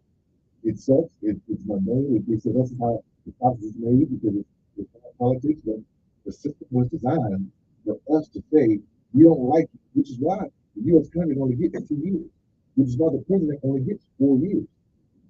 Because you want to make sure that you're doing what you're supposed to be doing, and if not, you got 2 years and we're going to get you out of there. And most of those people end up doing 20, 30, 40 years. We have to pay attention. Yeah. Hey, good morning. Who's this? Good morning. Good morning.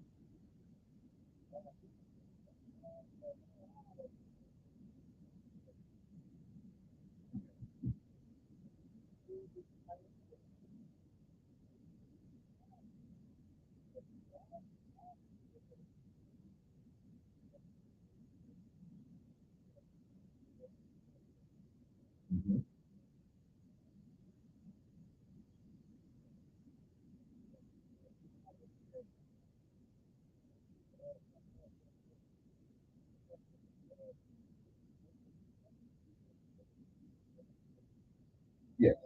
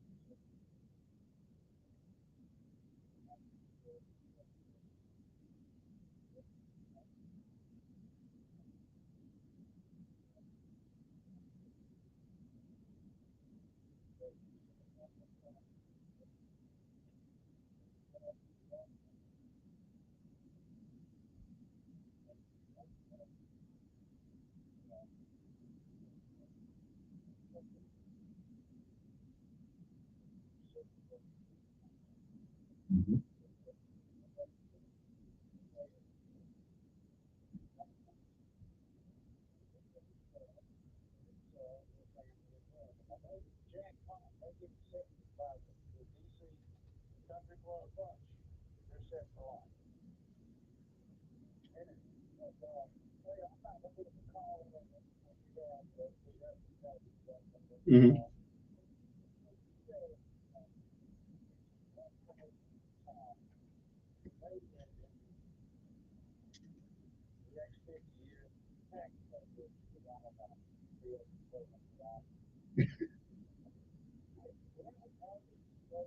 It makes no sense. It makes no sense. It just makes no sense. Now they keep putting on the Southern Baptist convention, but it makes no sense. I just I don't know.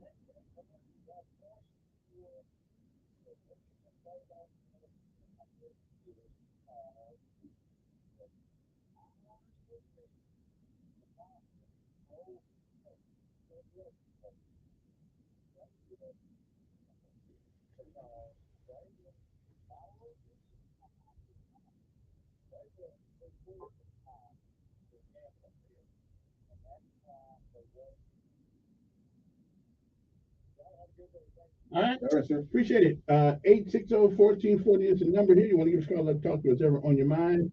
Mr. Dark Knight here. I can't call him name on one phone.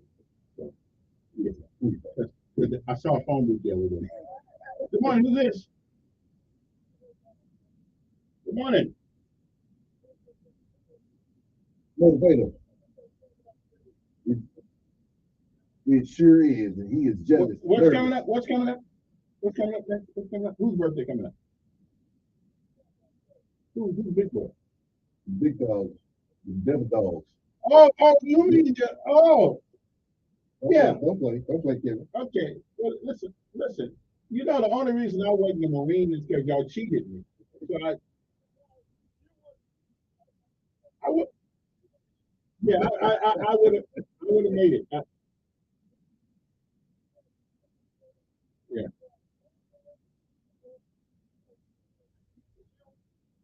yeah, yeah. Yeah, one way or the other. But I mean, I would never forget that as long as I lived that I was cheated out of my destiny, that I was sure. That's what they told me. So, I had to have some wings, baby. If I didn't.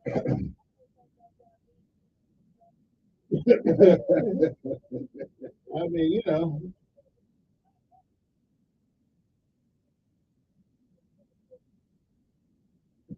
yeah, man, I don't know about the stack of the shoes. Mhm.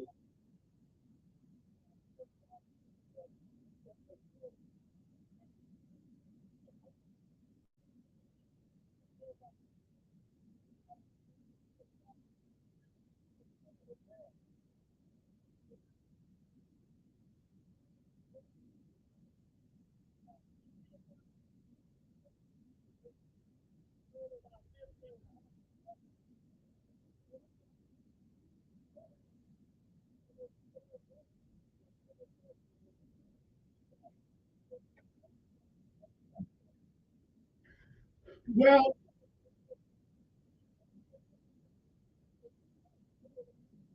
mhm,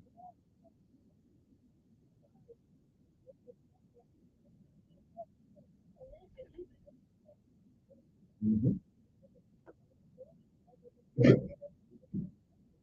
Mhm.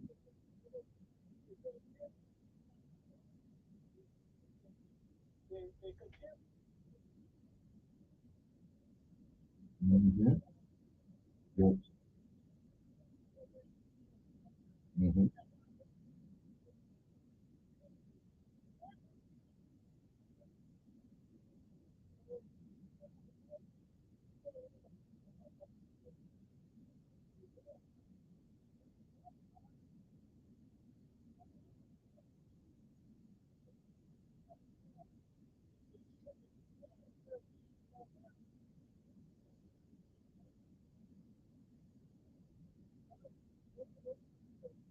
And we got some. Well, wait, we got some news. We got some news just out of the hopper on this so-called race for this. I guess I saw that. Go ahead. this congressional district. Now, I don't want y'all to not to be fooled by what you see. Mm. Okay, this is one of those which tap is hiding the beam. Okay, I'm taking that back. Yeah, I got you. I'm telling you that you right. And I'm telling you that the new congressional district has nothing to do with us. And that's all to do with the Republican and Democratic Party. Yes. Yeah. You know. Because your friends can get money. Yeah. That's true, but it ain't gonna get down to us. Okay. Okay. Okay. Okay. I hear you. All right. Yeah, welcome. Then the Congress. Let me take a break and we'll be back. But yeah, some news has come out about this new congressional district and who is and who isn't going to run. And I'm telling you, it is a count. I want to hear what you got to say. Okay. I just saw that announcement on my phone. I said, oh, okay. So patch it in, read out. So why do you think that? Or should I wait till we get back on that? Wait till we get back. Okay. Yeah, wait till we get back. And you know what does Hatcher and Reed have in common? I work with the Morehouse. Okay. And the Morehouse College, which I ain't mad at. I mean, somebody's got to be, but they're trying to take over all the black cities. Which what do you mean? Like people that go to Morehouse? Yeah. Oh yeah. Is that a conspiracy? Well, it's a strong alumnus, and I that's no different than Harvard and Yale. Well, exactly. Yeah. But Harvard and Yale ain't getting anything. So all we're doing is changing hands. But the average person, it's not. Do you think if Hatcher announces that he wants that congressional district, do you think Reed is going to go for his spot in the state senate? No, I think Reed certainly wants something more in the state senate. As a matter of fact, his position as mayor of Montgomery holds a lot more weight nationally than being a member of the House of Representatives. Really? Yeah, it does. The first one to ever do it, yeah, that holds a lot more weight. That went down after a while. We went to Obama. Yeah. Wait a minute. Everything happened to him. He was the president for 2 terms. You know what I'm saying? But that black thing wears out after a while. It does. What you got? Well, that's true. But I think he was going to. We got to tell kind of who he really is. Once he decides that, okay, I'm going to serve, then we'll see what kind of person he is. But he doesn't want to be here. He wants to go national. He wants to make more money. He wants to be Robert Hatcher won? Why would Steve give that up? Because he's weaker than Hatcher. In my opinion.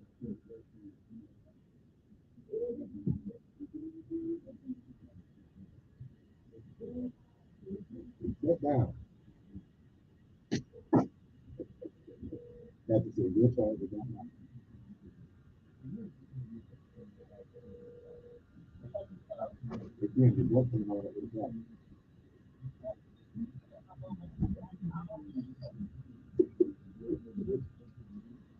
Hey, yeah, okay.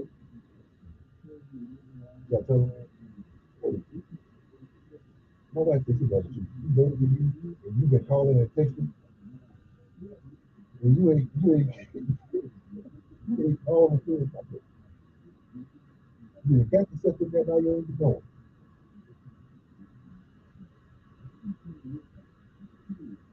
You know what? I will. I'm gonna do that. You know what I'm saying? Yeah, let's talk about it. So we gotta talk.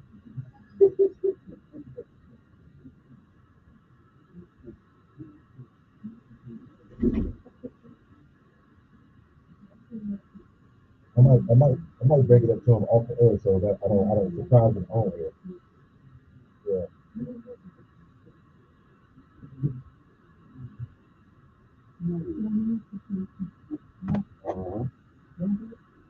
Watch the car. Look, cut the gas. You use the gas the ball when you.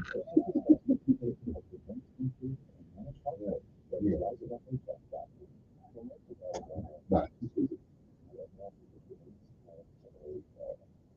What were you doing on base the other day? I work on base. What you doing on base? Aaron, we just. Yeah, I had some. Now that child is good. That child is good at the Fox's hand thing. I can't afford that. So yeah, I can't. That is too expensive. Like, what the? But it's good. Good. Yeah, I can only eat on payday. Woo! Yeah, I'm ready to go over there. But they do. That woman is a chef. I mean, that was the best place chef I ever. They figured out good. Yeah, no. Just want to show you though, if it works, if it's good in your bag, you may not get afford it too often. Yes. They get out of there. But you gotta be a damn near colonel to get up there. Sergeant Elks can't get it. All righty. Our numbers are 860-1440. You have anything you want to say to us? If you want anything on your mind, Phil Enzo is coming in at 8 o'clock, 8, something like that. Our guest is the historian. We're calling him historian. Marcus. He's a Democrat.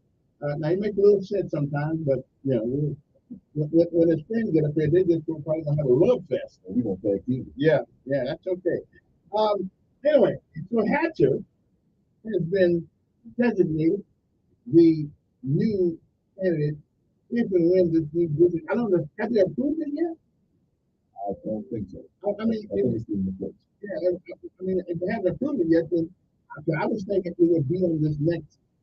We got a primary in March, so I was thinking that maybe they'll have it done by then. I don't know, but it's my understanding. Now, here's what I'm thinking. It's my understanding. I think they're going to let Hatcher run initially.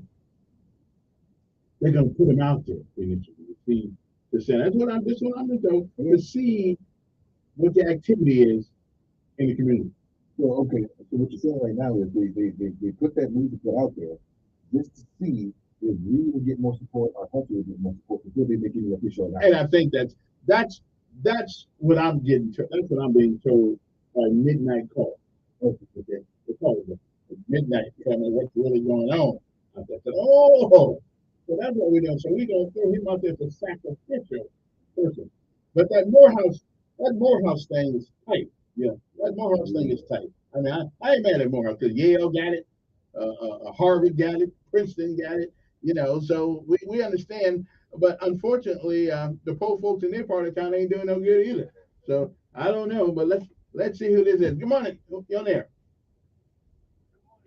Good morning. Good morning.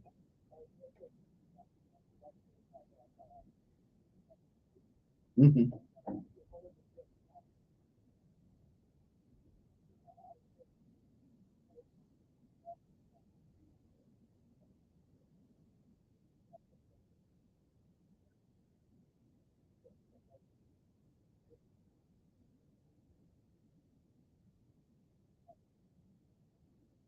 Well, true. So I'm trying to figure out who actually fights for their constituency. I don't really know.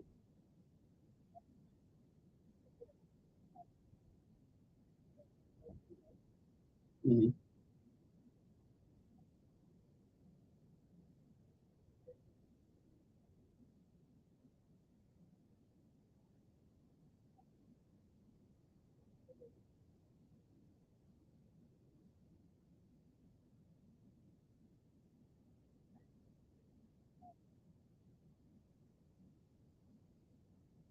Or go to jail, one or the other. Yeah.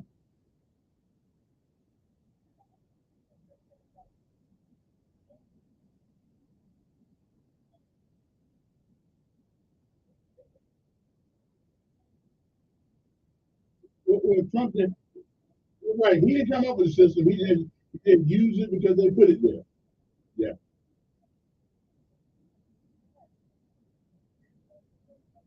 Mm.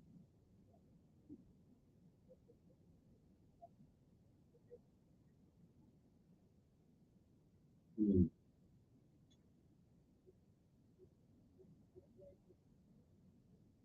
So after all these years, after all these, I mean, well, we got Birmingham, we got Atlanta, we got New Orleans, and then here's what we find. I'm going to make a statement here, which some people may or may not agree. I'm telling you, it is a human nature issue. If America was founded by black folks, we have the same problems now that we had that anybody else would have, because power is a problem, and most people don't know how to handle it.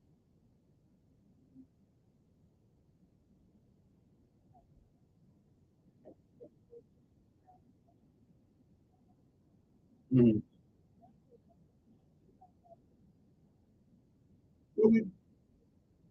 Well, that's a good point. But I mean, federal money is still our money. We ain't their money. Well, they are holler. Wait a minute, wait a minute, wait a minute. Oh, first every month.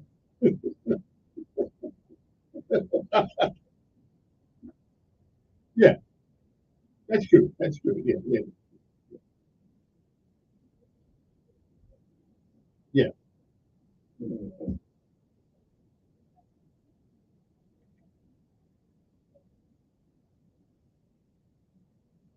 Mm. Let me ask you a question. How do we change the attitude of people in America, especially black people, about voting and about our current condition? We poor people are the only people in this country that clap hands when somebody else get rich. We talked about this before. And it may not do, and it may not. But so how do we uplift a whole group of people? Because it seems like everybody else comes over here, move up. They start off in the hood, move up to suburban. You have to tell people. "Look,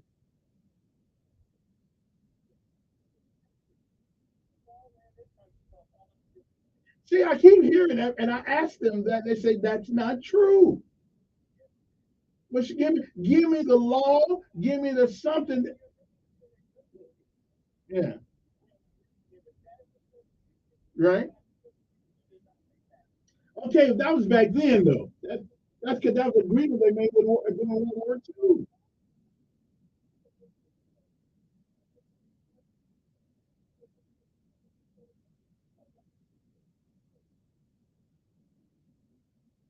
I don't know. You got to give me some. Wait, wait. You have got to give me verse and chapter on this because I don't think that's true.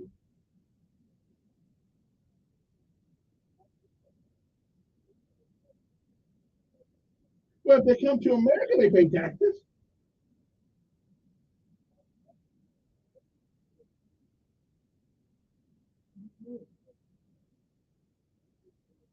If they work a job, right? If they work a job here in America, they pay the same taxes we pay.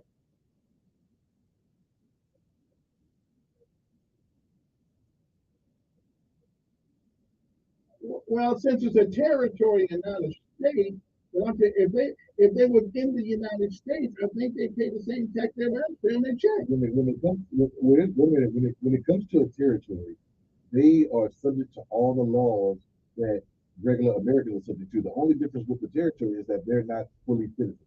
So they pay taxes. Well, okay, I got to find somebody from Puerto Rico to ask them that. Yeah, 'cause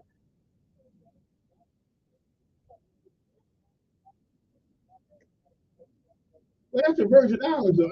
But I'm saying if you working in America, you don't pay taxes. But we'll see. We'll see. Residents of Puerto Rico are required to pay most types of federal taxes. Specifically, residents of Puerto Rico pay customs taxes, federal commodity taxes, and payroll taxes. FICA taxes, which include Social Security, Medicare, and all kinds. We pay taxes. Well, they're paying Social Security. They're paying citizens. I'm thinking it's all right. Well,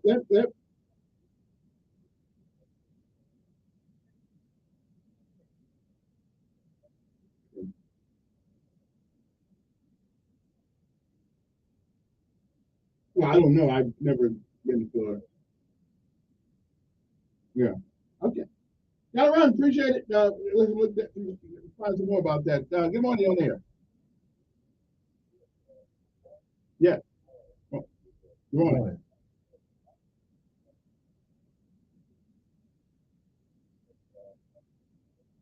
Right.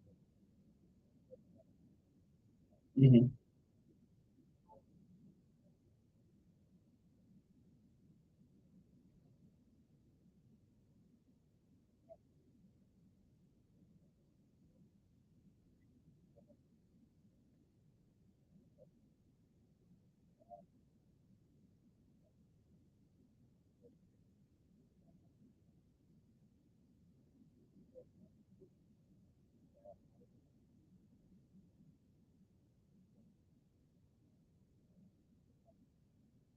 Because I asked somebody, yeah, I asked him, and I said, well, did y'all get any special? Now he may have lied to me.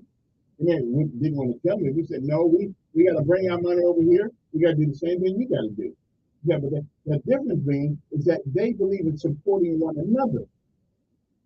You know, and as a matter of fact, somebody told me that they don't even charge taxes to people from the same area they're from. Yeah. Okay. All right. Appreciate it. Yeah. Enter 860-1440 is the number here. But I don't know how you can get away being business, but I don't know if that's true. I gotta check because I've asked a number of times, and people say, well, they get this and they get that. They get this. What a lot of them get is hard work because they work their butts off. You know, they work 12-hour, 13-hour shifts. That's what you do. Yeah, I heard somewhere, and I could be wrong, but I hate giving out information that I'm not really familiar with. But you would get someone, you would get an immigrant from India, China, Vietnam, wherever, you would come over and start a business. Well, the person that they assist may not even be biological family. It just would be another Indian, another Chinese, or whatever. So they look after each other. And for some reason, whether you're white, black, or indifferent, we don't do that. What we need to do is collectively say, hey, I'm going to support this business. At the same time, if you have a business, you can't be overcharging people. There should be a fine balance with that. Like, if I'm a black-owned laundromat, support my business. You know, anybody should support my business, but particularly African Americans, you support my business. That doesn't mean that you can charge you $5 or $10 to come out your road. Make a fine balance where people can still support your business and have the money to do so. But apparently, we're not doing. Somebody simply said it's a difference between political power and economic power. Democrats focus on social issues, where Republicans focus on economic issues. That's why black people are not advanced economically. Koreans, Cubans, Hispanics, Italians, Chinese, Indians, most are Republicans because of the economics. Who said that? I agree with them. Who said that? Should I go back a couple of months with you and let you know the history of economics of the Republican Party? Let me do that. Wait a minute. Democrats spend a lot of time worrying about LGBT rather than telling them how to get the M. That's the money. It is so funny how Democrats come in and fix the economy after Republicans mess it up. Serious? I got to do it. Or do you want to hear this? Seriously. Are you serious? Really? Let's go to Reagan. Again, we got to do this. Reagan and George H.W. Bush. Reagan taxed more times in the 8 years. I think he lowered taxes and the government collected more taxes. He raised taxes 11 times in 8 years. So much so that George H.W. Bush's slogan was what? Read my lips, no new taxes. Why would he say that if his predecessor didn't raise taxes so much? He campaigned on no new taxes. I think you're wrong. No new taxes. When Reagan lowered the capital gain to lower taxes, the government collected more money than it ever had collected. I'm so glad you said that because when he lowered taxes for the rich. And he called it what? They called it what? They called it what did George H.W. Bush call it? What did George H.W. Bush call it? They call it Reaganomics. They call it who provides the job. They call it Reaganomics. Poor people don't provide jobs. They call it okay. George H.W. Bush called it voodoo economics because he knew it didn't work. If BG had to go and raise taxes, You are devout I Democrat. can You keep going. are devout. First of all, Every time the Republicans why not get rich with the tax break? They're the ones who paid the taxes. They're the ones who create the jobs. Giving poor folks a tax break don't do us no good. I'm so glad you said that. Why do they do it? Because what happened when Trump gave them a $1.5 trillion tax break? What did they do? What did they say they were going to do? They said we're going to pay off our stocks and dividends. We're going to buy back It's stocks. their money. Not the tax break. The tax break is not their money. Whose money is it? It was their making people money. We're going to give you a $1.5 trillion tax break. And what they did with that money was they bought back stocks and made themselves richer. And it didn't trickle down to Joe Black. That's a Democrat coming out of it. I'm not mad at people for being able to keep their money. It's not theirs. It was the American. It was $1.5 trillion of American taxpayer money. Trump said, "I'm gonna give it to you," and now we're in a $4 trillion hole. For my donation, Come on, bro. Just to be clear with the public, my donation to the federal tax apparatus. How you make me 3 cups of coffee? It does not matter. Collectively, it was $1.5 trillion. Yeah, you're the history guy. I think you're wrong, but we'll go back and look at it. Come on, who's this? Oh my. Good morning. Yes. Please say the whole thing.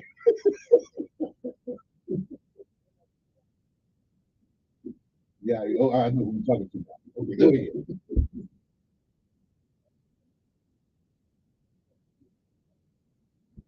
Coronado? California? Steve, yeah, yeah. That's good.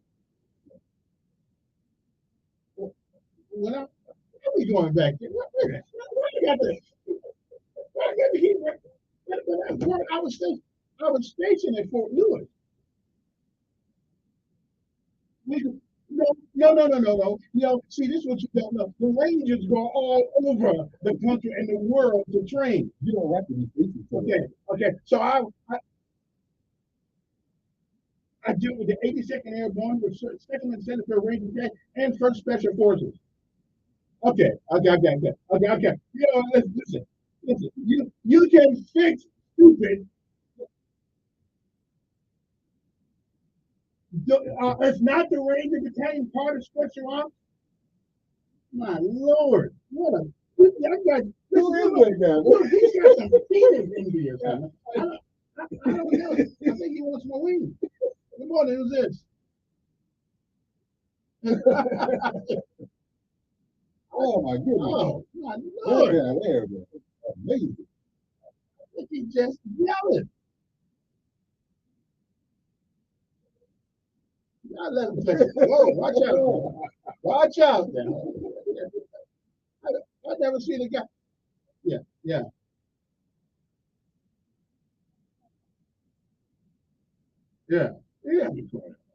And I wouldn't even finish.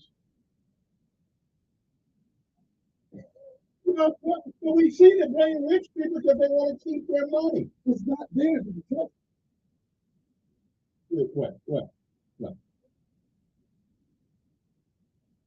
Yeah.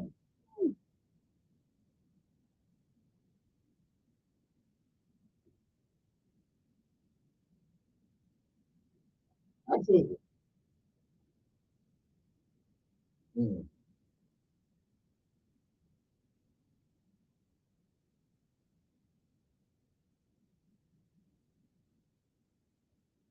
I was doing pretty.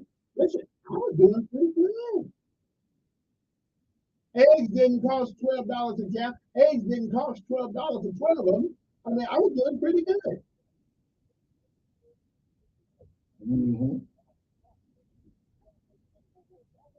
Oh Lord! So then Obama must have took credit for what Bush did.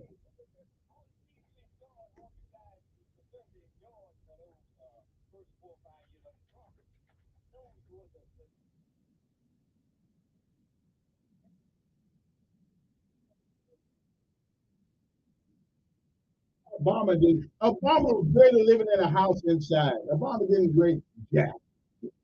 He bailed out banks. That's one of the things Obama did.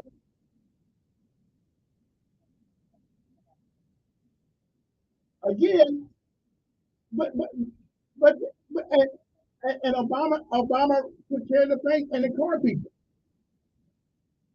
We got out.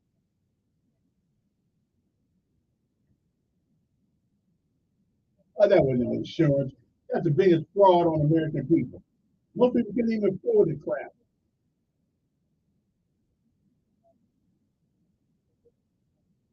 Trump said Trump said we're going to do away with the penalty. Trump said we're going to do it. First of all, the first time in American history, we okay, well they didn't. But why should I give you my money? No. Let me ask you a question. Hold on. Let me ask you a question. Let me ask you a question. Is there anywhere in the Constitution of the United States that gives us the right to health insurance? No, I'm just saying, is there anywhere? Is there anywhere in there? Where in the Constitution does it give us the right to vote?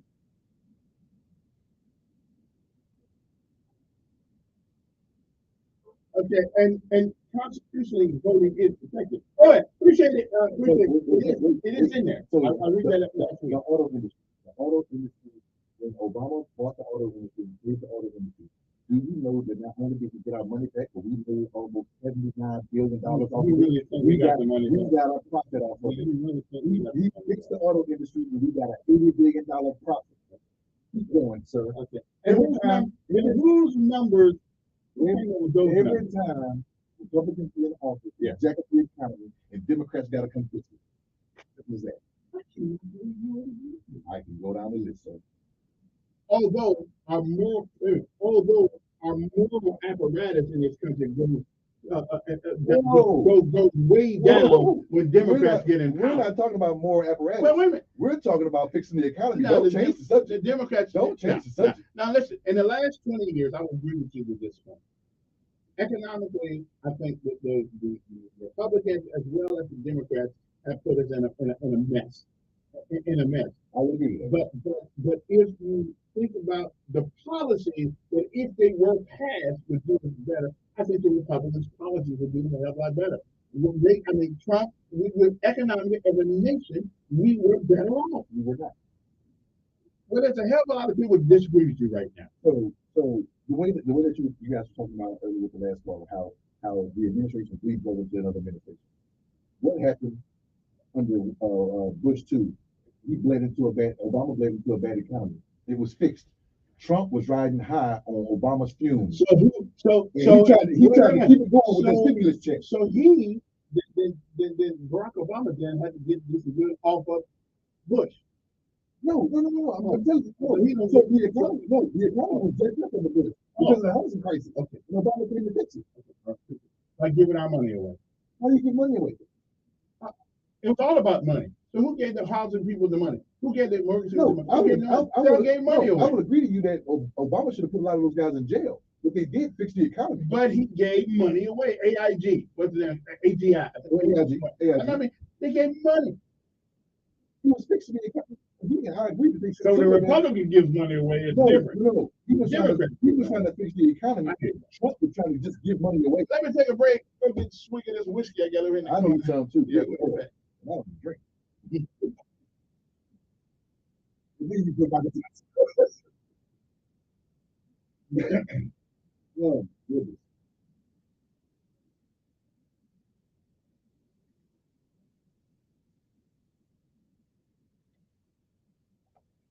Everybody want to give Obama credit, but don't want to give Bush. Don't give Bush no credit for leaving him in a better shape. How do you leave him in a better shape? The economy jacked up with the housing price. He gave away money. The car thing. He gave away money. They made it up with a profit. Who says who? Everybody. That's a lie they tell us all the time.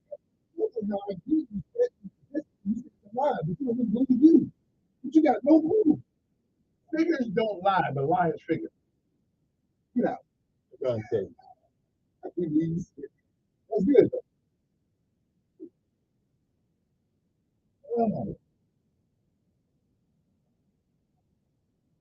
what you got?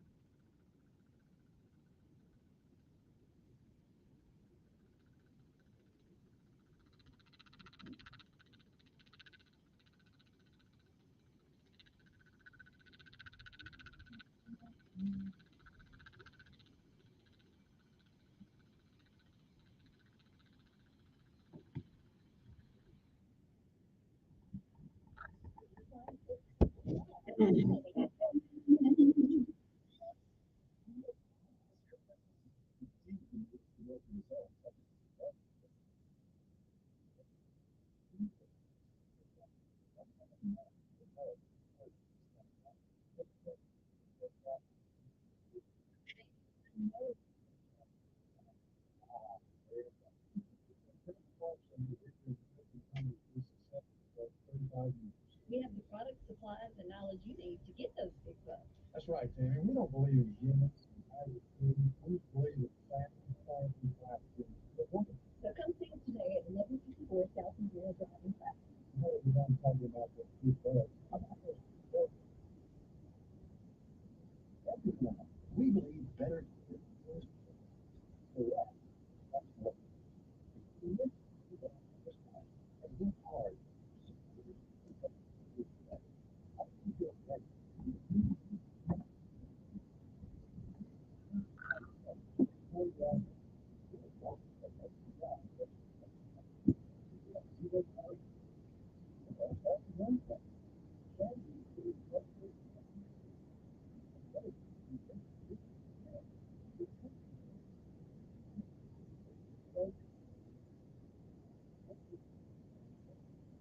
Well, now, Ronald Reagan, 1981, 1989, is one of the five presidents of the world. All the presidents. So I don't know where you got your stuff from. Depends on, depends on who you. No modern president was more committed to cutting taxes than Ronald Reagan. The Economic Recovery Act of 1981 lowered the tax rate from 70% to 50%. 5 years later, For the rich. Without rich, trickle down. Without rich, all we managed to afford. So when taxes were at their highest in 1950 to 60, this was getting a lot better. When the rich were paying their fair share. What's your fair share? It changed. What's the fair share? We can argue that. It changed in the 80s when he started lowering taxes. But they started getting greed. Greed was good about other stuff. Poor people should be reported. In the highest history, my folks always be poor. That's true. That's true. We can't give it everybody for, but what you do is rich people give you an opportunity to make money. So why did God let you we might as well do that? Because it was ostracized by not when he running his campaign, and he made it up about not raising taxes. So he kept telling the Congress, read my lips, no new taxes. That's what he was saying. That's it. Democrats got a story we're looking up on the news. Yeah. I find the story and you fit it to it. Okay.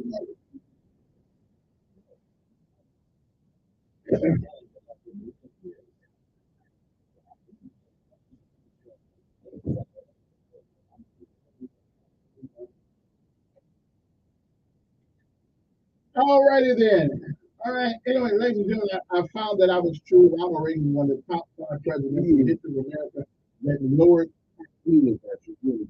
Okay, well, I guess it depends on, again, liars, figures don't lie. So that's all I can say. But anyway, Ronald Reagan still one of the best presidents in my mind. I don't, in your mind, you probably think, FDR was. Yeah,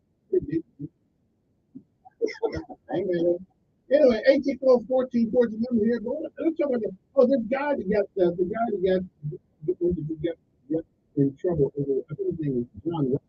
I think he was the one that got in trouble recently over getting kickbacks.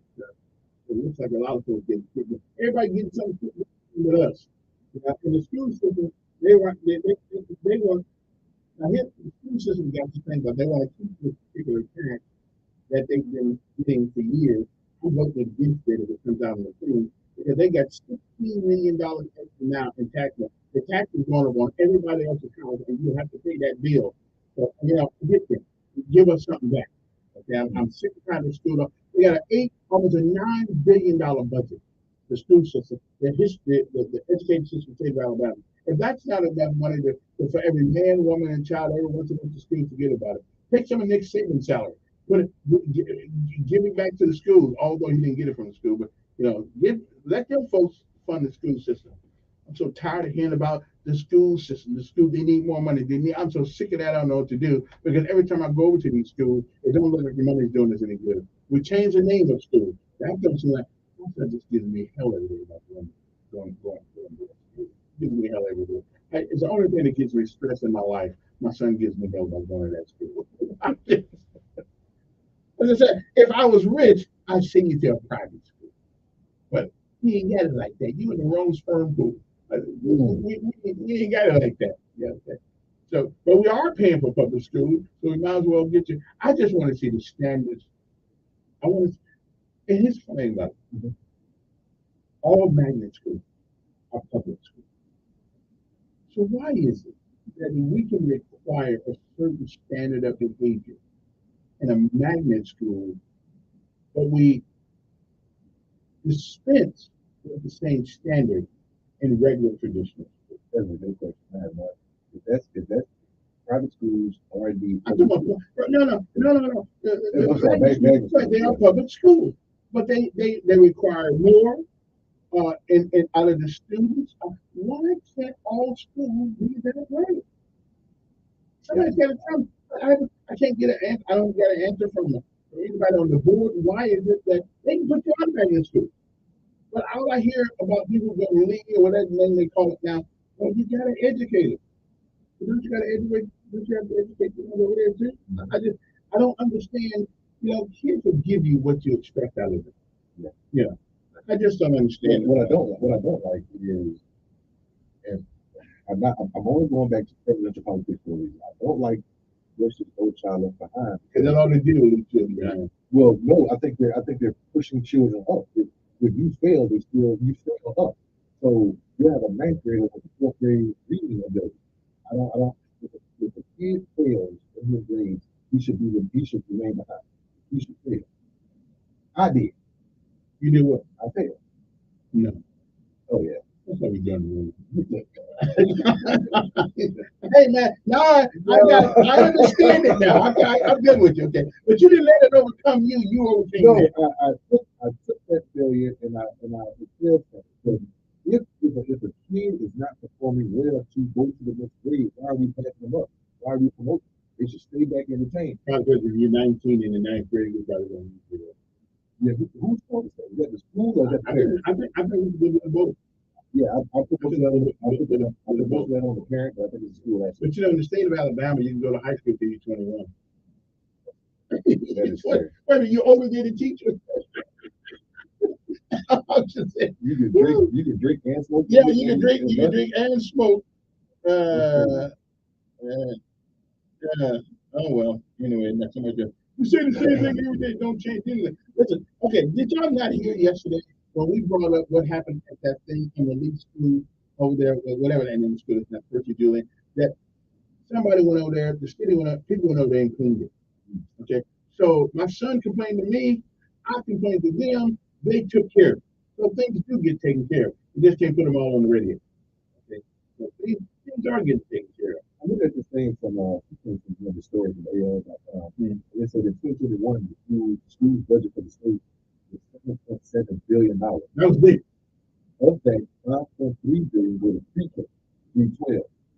And then there's here's another point here. Another $640 million heads to a category of public. Then it says other. Well, that's the LGBT school. They got schools for you. What is that? $460 million other. And that was in 2021. If you're weird, you get to go to that school in Birmingham. Yeah. They don't, it's no longer about education, it's about indoctrination. So, yeah, that's the way it goes. We got to get that to the Republicans. They're burning books. Oh, some of them books ought to be burned.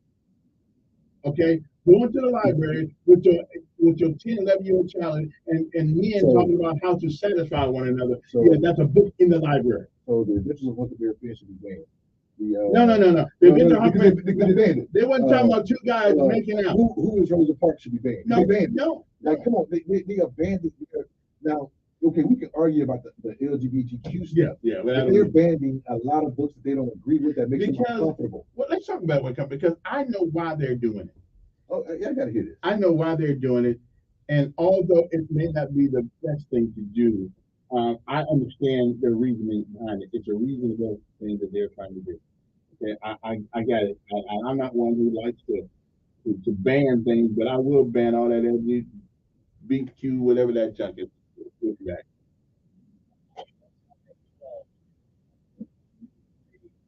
I know why they're banning it.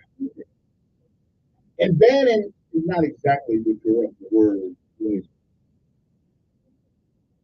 can't put the library in the school. There's some books that are not age appropriate. Because if that's the case, then why don't we just put a Playboy book in the library? Teach kids about that. They know about the anatomy already. I think some of them know more than we know. Yeah, right? Now, where's my yeah. You know, you never know.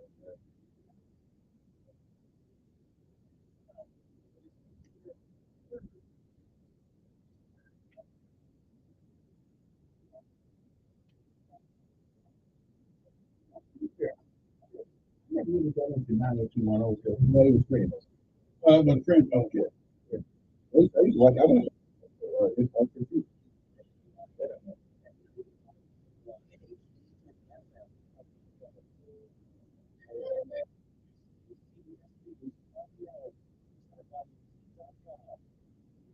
Rodriguez is presently set No, that's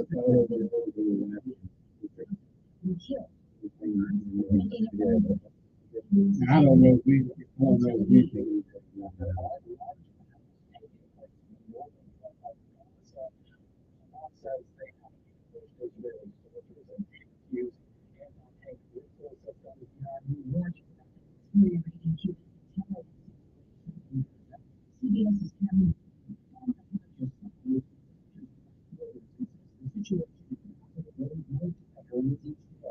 we have at least 50% of the population who is homeless. We have at least 30% of all the health facilities are using limited influences. The head of the UN agency for Palestinian refugees says a ceasefire is not a one. The conflict in the Middle East is raising tensions with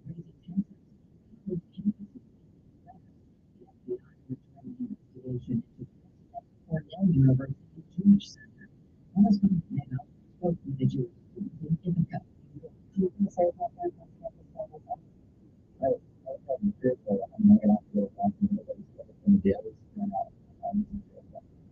A trial begins in Boston today that will determine the fate of a Sunday ruling proposed merger between JetBlue and Spirit Airlines.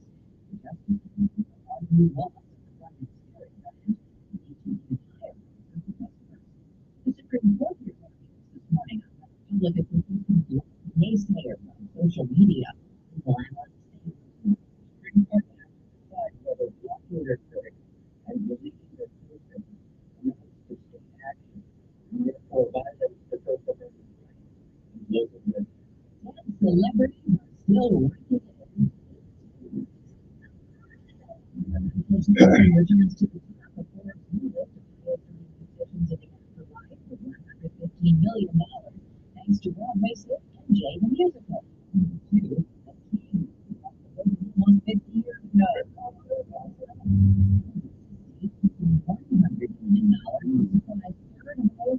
man. celebrity. Roman Zarek after the sale of the band's music, merchandising, and publishing rights.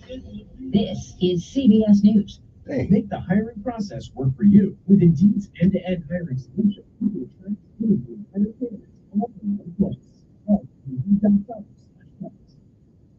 As a weekend, I've got a million things to do.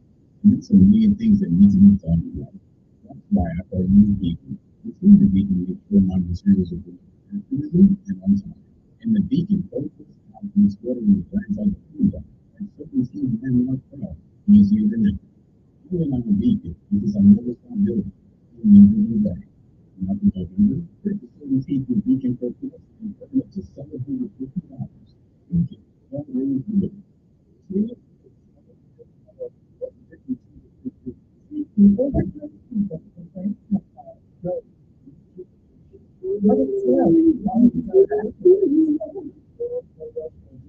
Indeed can help them hire great people fast. I need Indeed. Indeed, you do. We instantly connect you with quality candidates whose resumes on Indeed match your job description.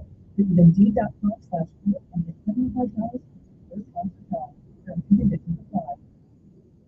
A New Zealand tour operator has been found to be bringing safety issues over a volcanic eruption that killed 22 people. Like the volcano has found on paramedic failed in its duty to minimize the risk to witness and produce on that.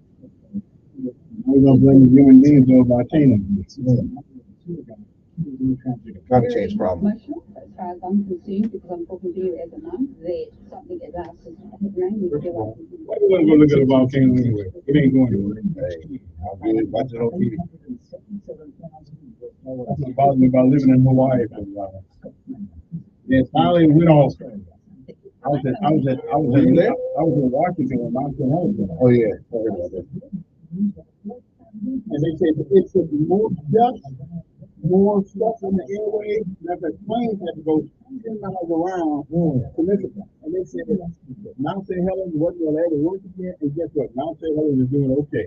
It's doing good. It's clean back there. I don't want to do it bad. Yeah, but it wasn't bad. So, and then I heard them. I heard them. Well, they found this thing that been there for 65 million years. I can show you the video. It's been there for 65 million years. Like they said, that was authority. Yeah, right. How old do you think planet is? I don't have a clue. I don't know who's 65 years. I mean, I don't know about Earth. I don't know if our existence is 65 million years old. I find out what is it? Oh. Because if we 65 million years old, we're slow. That's what we do, talk it all the way up. We're fine right now. We should. I grew up thinking we were going to be like this. I did too. And I think we didn't get there. Then we just had cars falling out of the sky. Yeah. That's what they hit them up.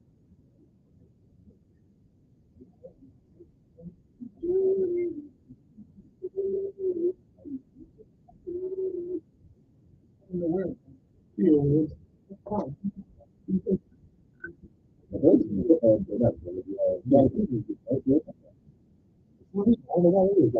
went to go see Obama when he left the president in the beginning. We were supposed to be there at 5 in the afternoon, but we got there at 8 o'clock in the morning. We got there at 8 o'clock in the morning. Ain't nobody. The doors opened at 3. We were supposed to be there at 5. We made it to 7:30, 8 o'clock. That's it. Why would you spend that long just to see somebody? It was then when I got there, it was exciting. It was first grade guy, he was giving us a lot of attention. So he was in Virginia, I was in Norfolk. So me, my wife, and kids, we went out there. And it was so underwhelming. I was like, oh my God, I wasted a whole damn Saturday for that. And I think the rally that he had, he was spending the money, he was standing. The rally was like an hour and a half. You stood up there for 12 hours, an hour and a half. The only person I'd stand in that line for got to be related to God. It's not so Obama was he's a son of God. What we are? You got to be the other son. You got to be Jesus. been in the White House. Yeah, I went to, The Republicans, but I certainly ain't gonna wait no 12 hours for nobody. I was so mad. But I'm glad we did because, like I said, we got there. I'm glad now. We got there at 8 o'clock. And by the time I wanted to be there, the line was wrapped around the parking lot 3-4 times. You hear?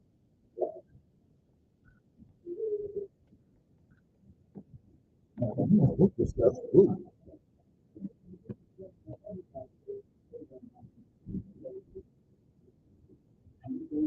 Yeah, give them some slack too, because you've been at this for a long time. Yeah.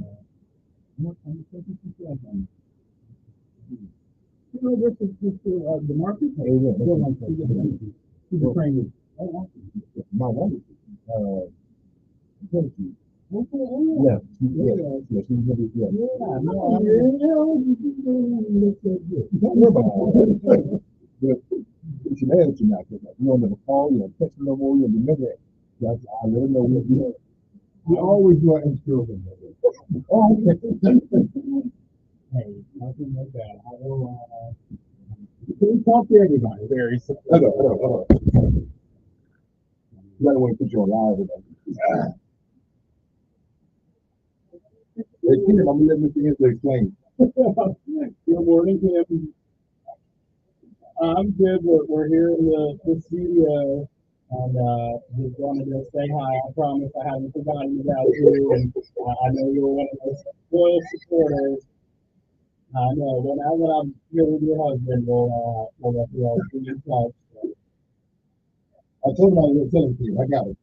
There you go. He's been a great husband. He has your back 100%. You doing okay though? Good. Well, good to talk to you and good to see him here. All right, we gotta get back on the show. Bye. Yeah, she didn't talk about the house. I was at home. Yeah, she didn't talk about it. Yeah. I mean, those people are gonna actually leave the shirt on the door. You guys are, we got any attention to that. Yeah. Okay, I was raised in the 70s, so all 70s music is good music. Well, not all of it, but most of it is. Yeah. All right, listen, without any further ado, let me bring in our guest on Hot Topic, and it's your hot topic, whatever we used to say.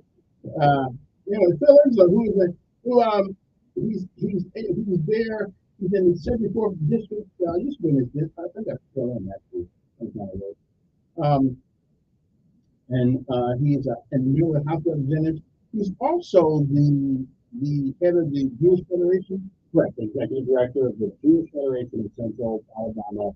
Yes, you are a resident of District 30. Yeah, very grateful of your participation. Right. Next time I see you in somebody else's store,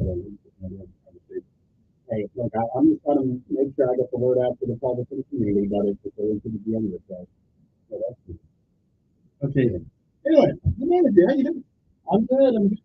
Look, I know, there's a lot of troubling stuff in the news that I'm sure we'll get into, but grateful to be alive and grateful to be here. And, the cooler weather. I know there are a lot of people who don't have over their heads. So just grateful to wake up with blessings. And, the things I want to ask you this morning. One of the things that came to my mind is this, and I don't know if you have the authority to bring it up, or you could probably bring it up. One of the problems we have in our community is COVID. Okay, and one of the things that exacerbates that problem is people who were once incarcerated who finally get out, and now they got to go through all these hoops and all this stuff. They're no longer on paper. They're no longer on probation. Why is it we don't allow them to automatically get away? Their question, I'm for that we should make it as easy as possible for people that have served their time to be able to have their rights restored. I can't tell you how many people I encountered during my campaign who, I would ask them to go and say, well, I would love to go, but, my parents aren't restored. I'm not familiar with the process, or how do I do that? There's this assumption that anyone that has a felony is banned for life. So part of it is, there are some great organizations in the community doing this, that they go out and do voter, voting rights restoration, they do clinics, they go out in the neighborhood door to door. But doing even more of that, and then on the grassroots side, right, for those of us in the legislature, that if we truly care about reintegrating people back into society, if we really care about having individuals become, productive members of society and doing their time, then right, we should make it like it's not as difficult on all these groups. So I'm all for three non-minutes like that. One more thing, how much of a minority is the Democratic Party in the House of Representatives for Alabama? So roughly, there's a word about 25% of the vote. So Republicans have a super majority. I'll give you credit though, for the most part, that they try to work across the aisle, try to make sure that on issues that are really heard or that we are part of the dialogue, it's not as contentious as it is in other states. All I can say though, they have the votes for certain things right. When it comes to voting rights and absentee voting, when it comes to felon disenfranchisement, they have the votes to pass what they want. So we can get up and make all of the right arguments from a policy standpoint, like a human standpoint, a moral standpoint, a constitutional standpoint. But at the end of the day, they're going to do what they want to do to get to pass the vote. My problem with the Democrats is this. The only time we hear from you guys most of the time is after the loss has been deployed. Okay, the fight is over, and now they come around in the community. There's most black politicians down there are black. Get a lot of freedom down there, and so we never hear from them hardly during the year, before anything comes up. But we always hear about we were at a disadvantage. Do we not have enough intellect down there to convince people on the other side of the country who are just as intelligent as you guys are that the cause is just? Do we not have the persuasive ability to talk to the other side to convince them that what you want to do is right? So two things. Yeah, all the time. So beginning of last legislative session, our caucus, the Democrats, we put out the plan for stuff, and we had in there. They went to who? That so we announced that we did a big public press conference. We shared it on our social media. We talked about it at neighborhood meetings. Look, I agree, and this is why I'm here on the show today to keep getting the word out about proactive things, about things that I'm working on, that we're collectively trying to do. Because right, and just to be clear to your listeners, I only got in office a year ago. I'm not up for election for another 3 years. So my thing is that continuing to come out and share the proactive things and the things that I heard during the campaign, what I'm trying to do as a caucus. So we did put that plan out, right, that addressed everything from dealing with healthcare, dealing with living wages, education, all sorts of things that really get at the needs of a lot of people. So we need to continue to get our word out and the message out. Your question though about can we? The rules of action. The word never changes. Not just jumping on you, but the word never changes. It's the same. We're saying we got the same problem now we had in 1991. So how are you guys going to convince people on the other side? That's my issue. Like downtown city council, where it's 5-4. Are you telling me that 4 people on this side can't convince one person on that side that your cause is just? Right. Well, and that's the one that in a rational world, right, it should be that you can reason with people and have an intellectual conversation the way we are and find some common ground. But in politics, though, especially these days, where you have a lot of Republicans that will even say privately, they'll say, oh, well, I don't, agree with that far right agenda, or I don't agree with Trump. But then they're afraid that they're going to get primaried. They're afraid, that their party's going to, call them out. So I can have a reasonable conversation with someone, and we can agree on something. I can convince them. If they don't have the political courage, right? If they don't have so why do we know about this? Then get the word to me who doesn't have the political courage, and then we can put it out there.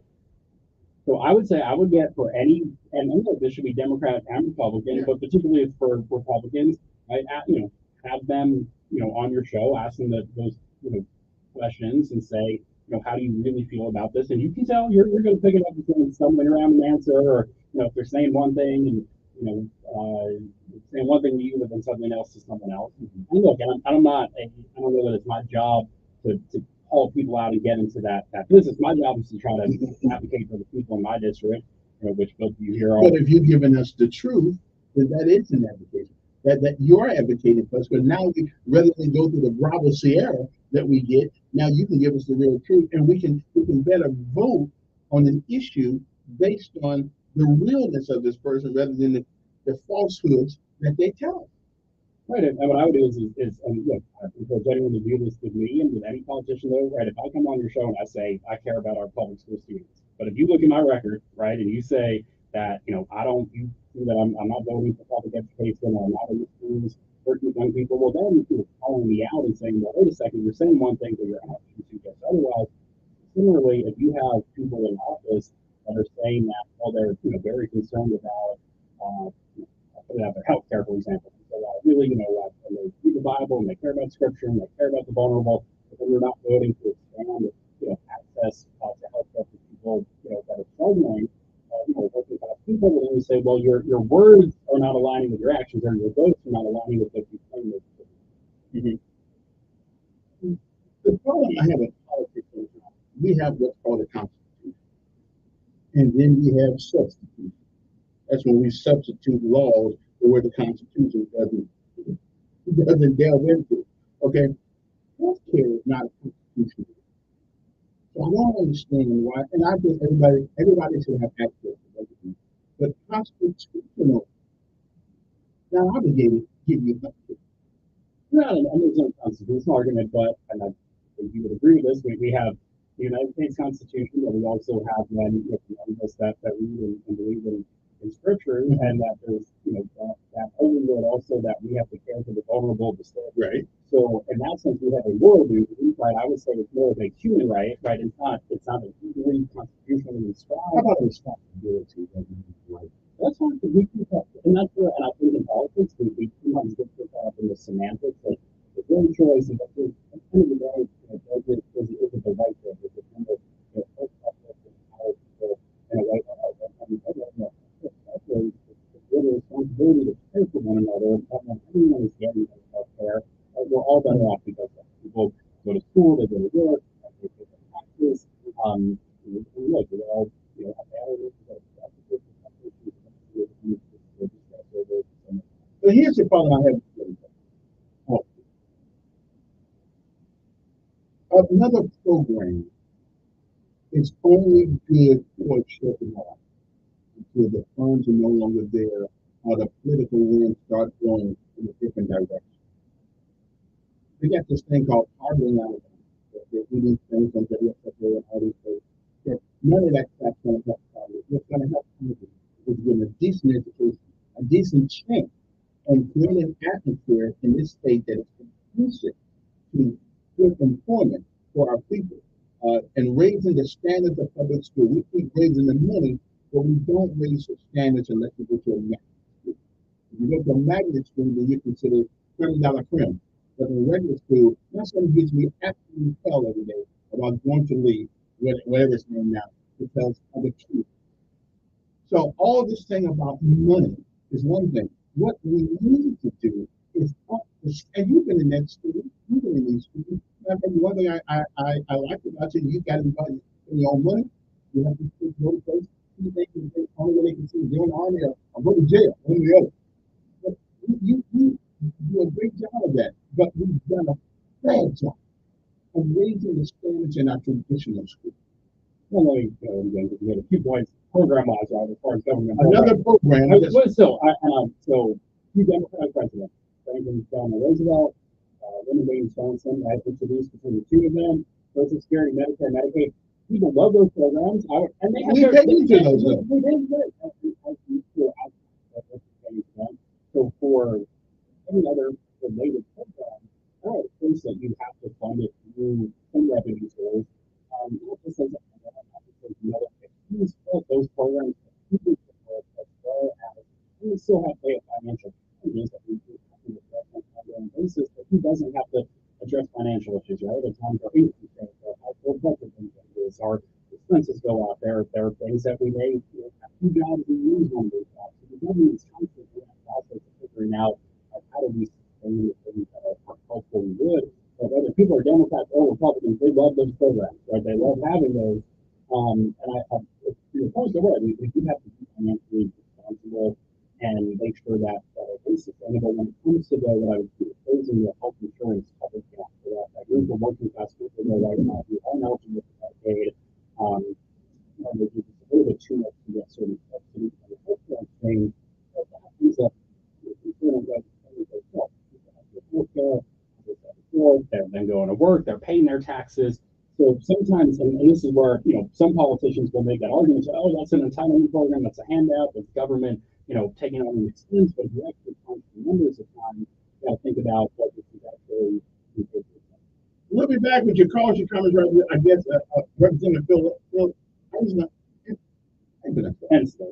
All these times I've been on the show, and that Democrat may get the conclusion too. We'll be back. I do want to talk about that.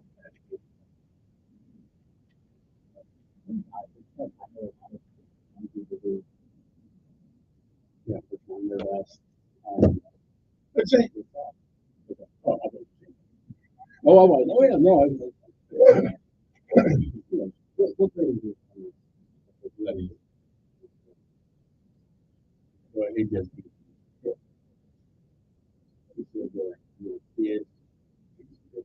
chaotic. Yes, and I had them, and I take them. It's just, and all of this money, money's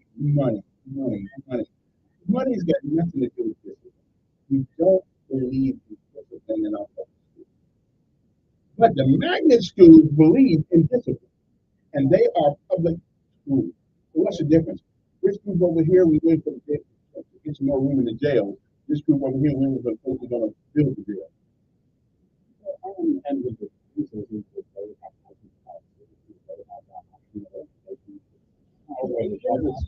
but they're public schools. So why did they get the option to take people out? Because people that have gone into schools or leaders that when in there, it's going to go through the standards. So it goes back to separate but equal. And I don't think we're equal. I don't mind being separate. And I don't agree. Yeah, agree. Yeah.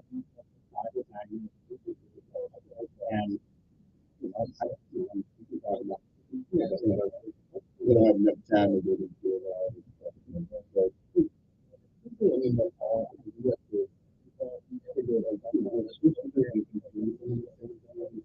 I'm not saying that students need to learn how to,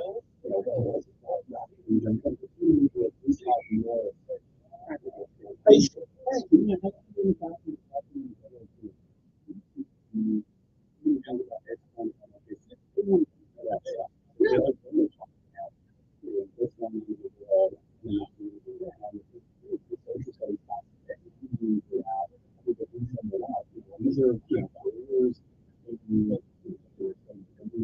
service level, radio, media,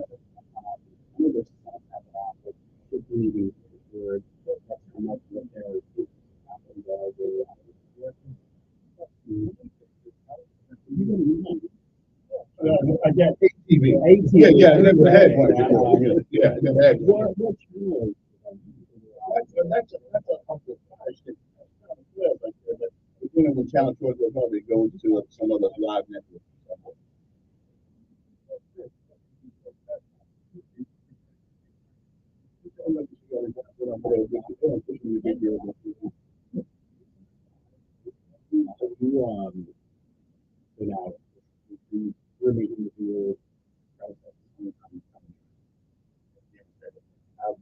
I'm converting every time I get that Democrat.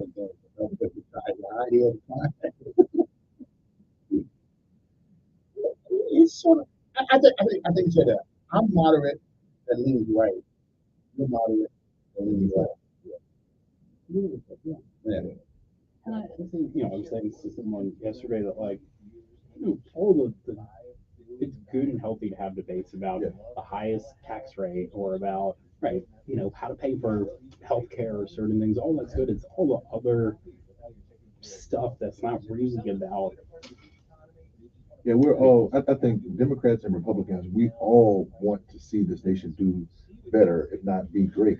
It's just that we have a different philosophy on how to get there, and that's where the give, the Except push and pull. Democrats want to convince us that boys can turn themselves into You girls. always go there, and Because if you can't believe the basic fundamental tenets of life, then nothing else makes sense. If you don't believe there's a difference between men and women, then nothing else makes sense. What I think down here is we loving people for who they are. And that surely sounds good. And at the end of the day, if you're on Interstate 85 and somebody gets a big old crash up there near Tuskegee, it affects the traffic going both ways. So what happens over here affects us over here. Right, but on situations of people, loving, embracing them for everyone's embrace. That's the problem. They want to embrace the same kind of person they are. That's the problem. I'm with you. Stop putting it in my face. Right, I'm with you. What happens in the privacy of your home is your business. What you got to tell us about it? I think you do. Okay, no, only this every time I turn the TV on the talk, it's in my face. Good morning, young man with that Phil. Good morning, yes, sir.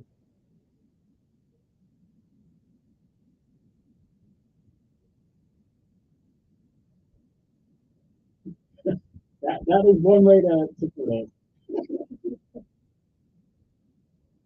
No, that's the way I put it.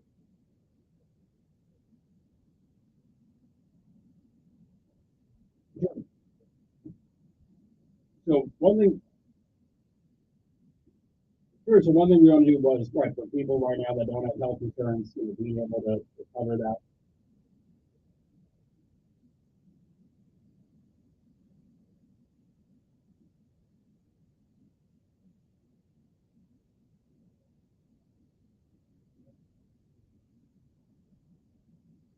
Right, so there's what's called now the insure. Right. I think that's about so it will be, so this is, we're talking about working class people. So roughly, well, it's a percentage of the federal poverty level, but about 30 people making about 40, about 4. So, for the coverage gap I'm talking about would be about $40,000.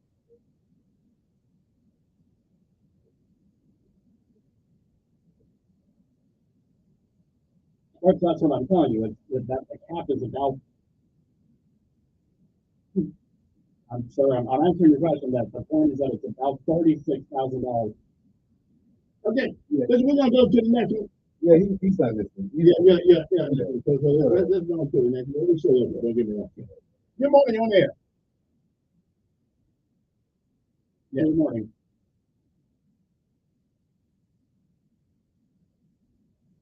Good morning.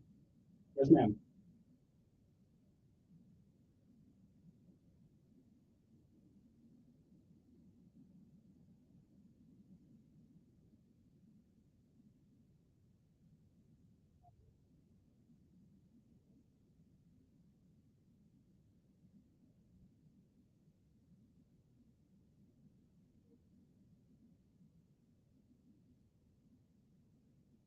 But now he's for the House of Representatives, though. Or he's in the House of Representatives, not the City Council.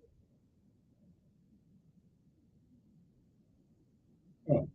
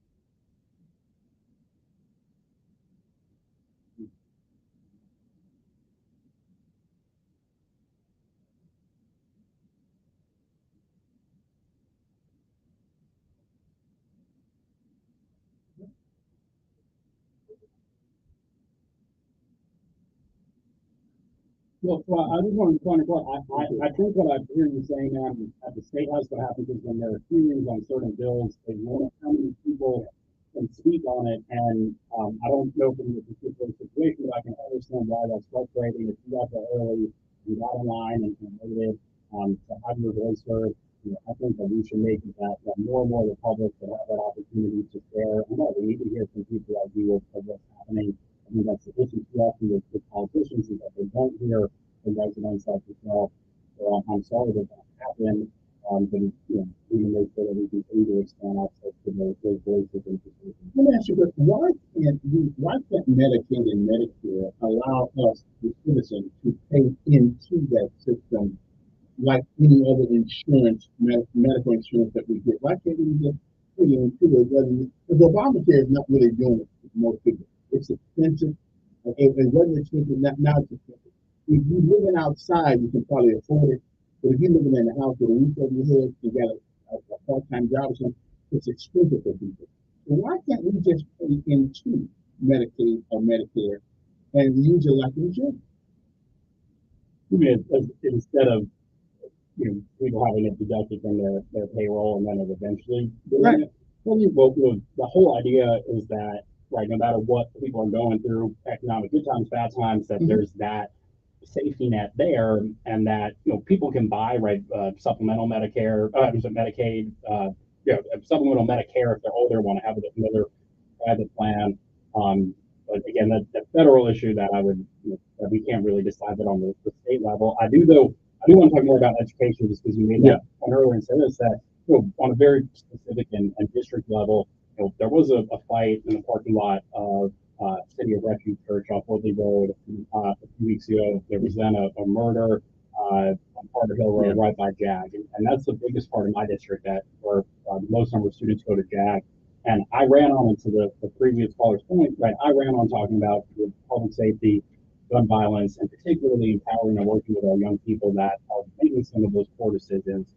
One thing that I was able to get past last year, and I'm looking forward to this being implemented, is on the proactive side of conflict resolution training. So having coaches that are going to work with young people, try to steer them away from making those poor decisions, those violent choices in the first place.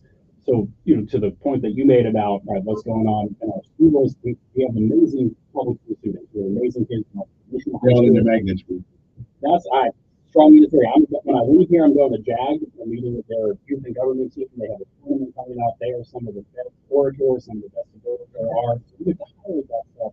But we have to get past some of all the big brain and focus on what are we focusing solutions for young people, making sure we're pouring into them. And I know how big of a team that is. And I just know I've heard about people in the community, particularly about that side and also concerned about that murder. Do you believe that we should take the best and brightest out of that school? And because my understanding, to get into a magnet school now, it's a 2.5 GPA. That's average. No average person needs to be in a magnet school. Magnet school should be for those exceptional children. Make me look stupid. I mean, we got people like that. But why we lower the standards so we get more people? And we did that. And that would be a question about this thing is that in our particularly traditional public schools, like we were talking about during the break, there's some great things happening, but we have to do even more to help steer our young people, particularly in the traditional schools. It's called discipline. It's called discipline. The state of Alabama said you can actually use the paddle. Nobody now looks like nobody in public school wants to use the paddle. Discipline. Right. And as you know, and then with Wilson, before I got into public service and government, I taught it using that for continuing for a couple of years. I gotta have a very strong classroom management. I'm not just really to the subject matter. You have to have teachers be able to get to the subject matter. But that's a whole different story. Good morning on there.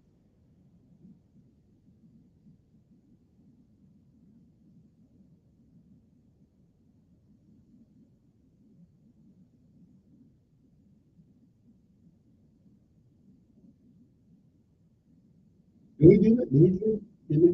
Not. So I don't know of any people that are here illegally.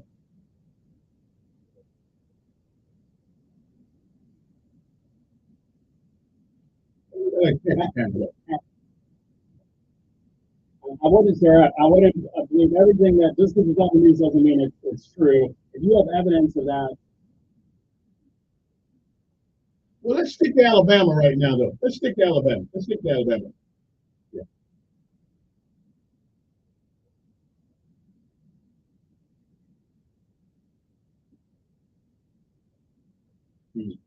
absolutely.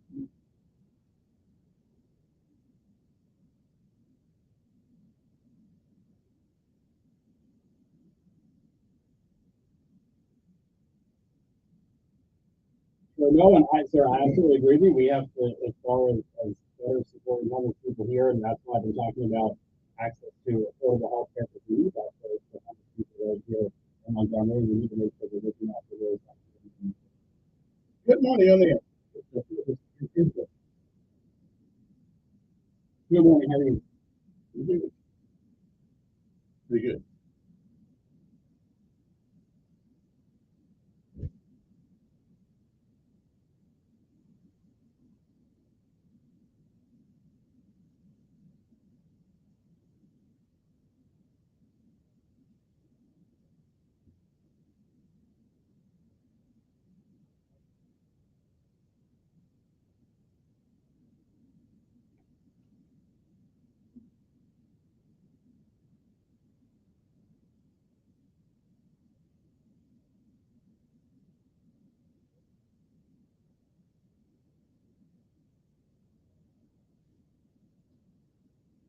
So I tell you, are you able to, I can help you kind of reduce that particular issue.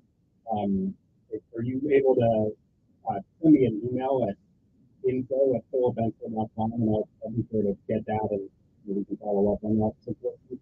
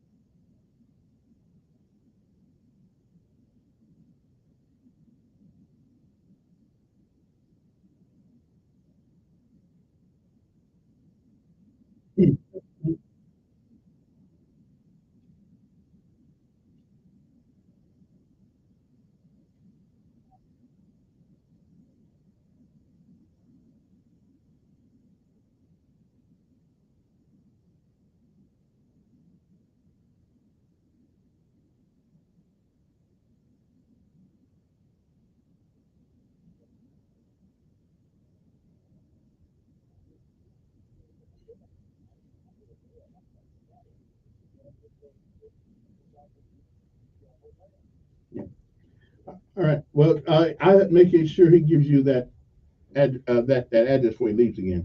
So when it comes to illegal immigrants and getting Medicare, they do not receive any medical care or medical coverage per se. So medical hospitals got the Hippocratic oath and they can't turn away anybody that's sick. So a lot of immigrants do go to the room and they can't bleed into the taxpayer money. But as far as receiving Medicare, Medicaid, and all the other benefits, we do not receive that. Affordable Care Act, we do not receive it. It's in the law.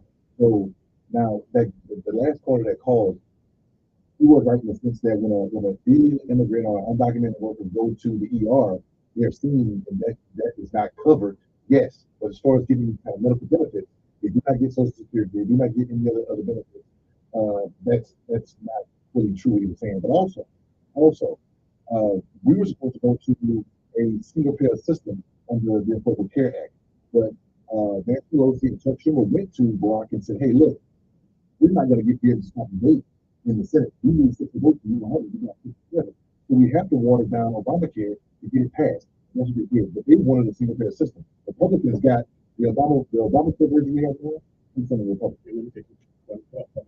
Money on there.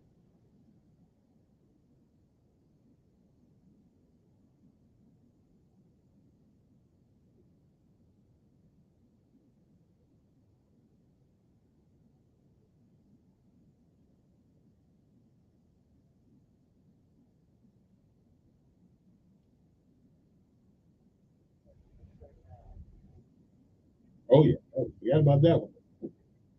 Yeah, I need to pull it up here. Let me Google real quick what the latest is for that. Do not remember off the top of my head. Look, I'll say this though, I'm one of those where Um, look, we should have a building that is good and conducive for the public to come into, and this house. I got a lot of very real needs in Alabama, and I understand the taxpayers are some of the way second. I want you to go to a state house and you have these other real issues. To the extent that it has moved forward, it needs to be done in a very fiscally conservative way and prioritize what the public needs. What have you heard? What have you heard the cost is going to be? Oh,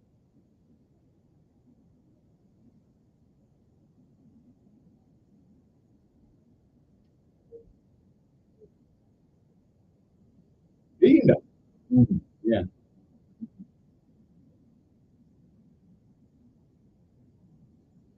Yeah.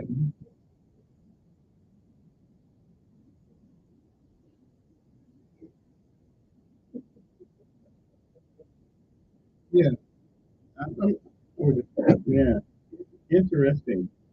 All right. Appreciate it. I think we'll have to break it out. We're back filling in speaker minute from district number 74.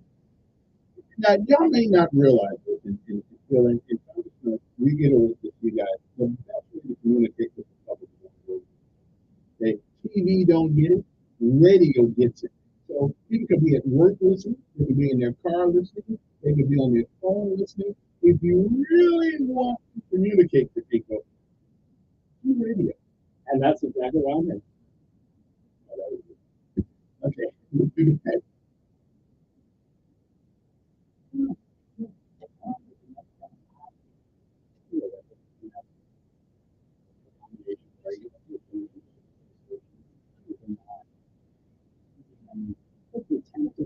Yeah, yeah. That's close to the people. Right, and then they're going to share with their neighbors and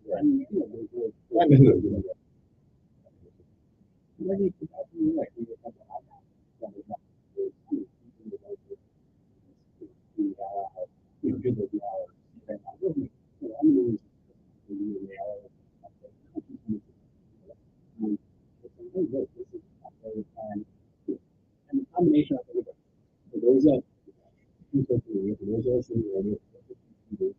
those that I agree. I think that the issues at the time we have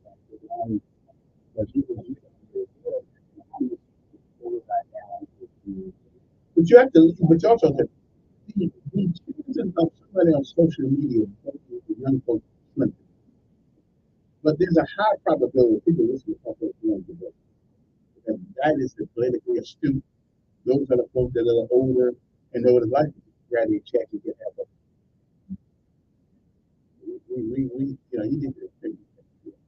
We have a lot of loyal listeners and people who yeah. But anyway, but I just think, but I'm thinking coming up because I think hard to get black folks coming up because the black collar group, it's just almost impossible.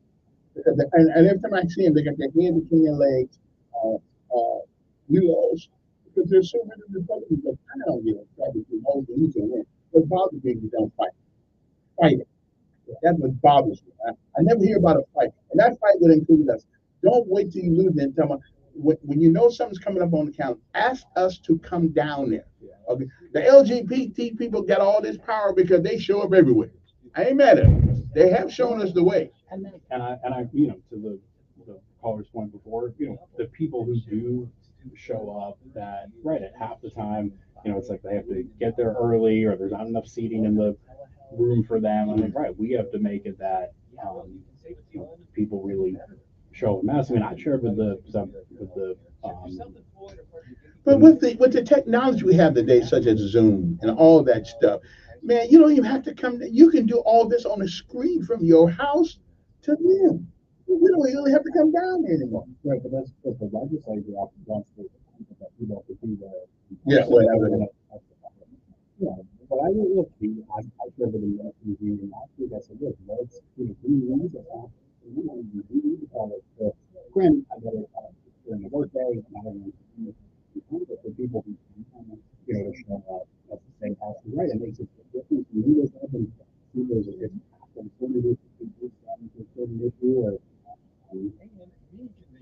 But most of the Democrats don't invite the citizens down there. I mean, you send us a mail when you run for election. Let me ask you, do state representatives get franking privileges? Yeah, well, Franking privileges. Well, that's free stamps. no. Yeah, so y'all can't send out mail unless you pay for it. Yes,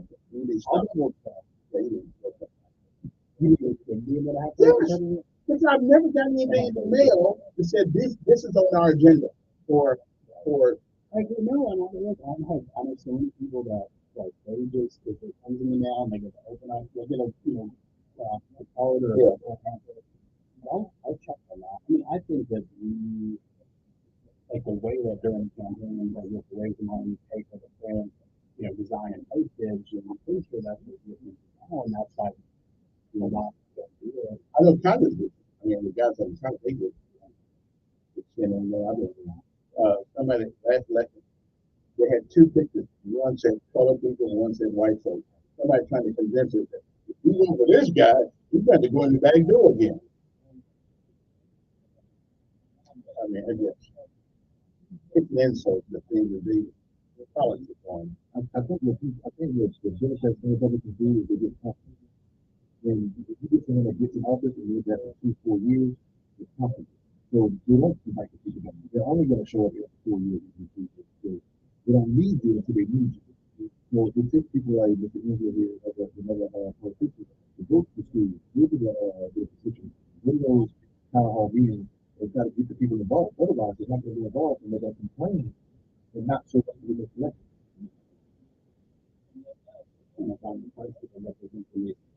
Yeah, I've been looking for it too. I think the person was 51 years old, but is that the RSA power? That's what I thought. This is different, dude. Okay, this is more than 80 million deployment, and yeah, I keep seeing this from 50 million. So how have we deferred maintenance? We pay people down there every year to maintain that building. How did we defer it? So, well, they maintain it, but this. If the air conditioning goes out or the pipe starts leaking, I mean, they don't have the money to pay for it. They got money for everything else. That's what we should do down there to tell us. I don't know. I mean, because there are things in that building that mold and mildew, and I mean things that like most of us have in our homes. Yeah, we got to deal with it. And that's well, I've been. People say, well, you spend all this money. I agree. The state has this factory, but also it's hard for us to say leaving the state house because of mold. Right. All right, we are back. Phil, this was Insula is with us this morning. Go to the phone, make the call quick. I don't have a whole lot of time left. I'll let you guys ask you guys questions. I'm hanging the phone and let them answer. Good morning, on there. Good morning.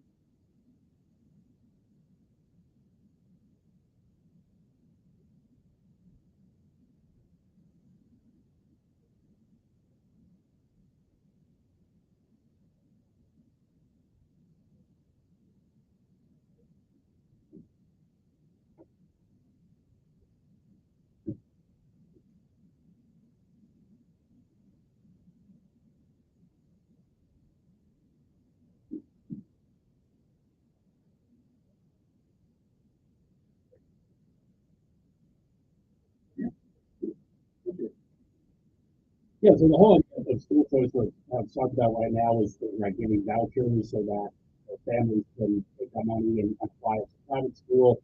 I don't support that. I think that we need to make sure that in our public school system, our traditional schools, that we are doing everything we can to make those high Make quality. the system better in your own league. Right, and I don't think that we should be sending public dollars to private schools. So as far as post-secondary goes, there are federal programs on the state level though. I was going to go to studying, in-state scholarship.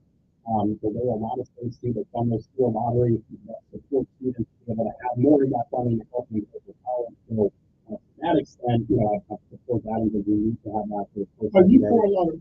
I'm all for a lottery.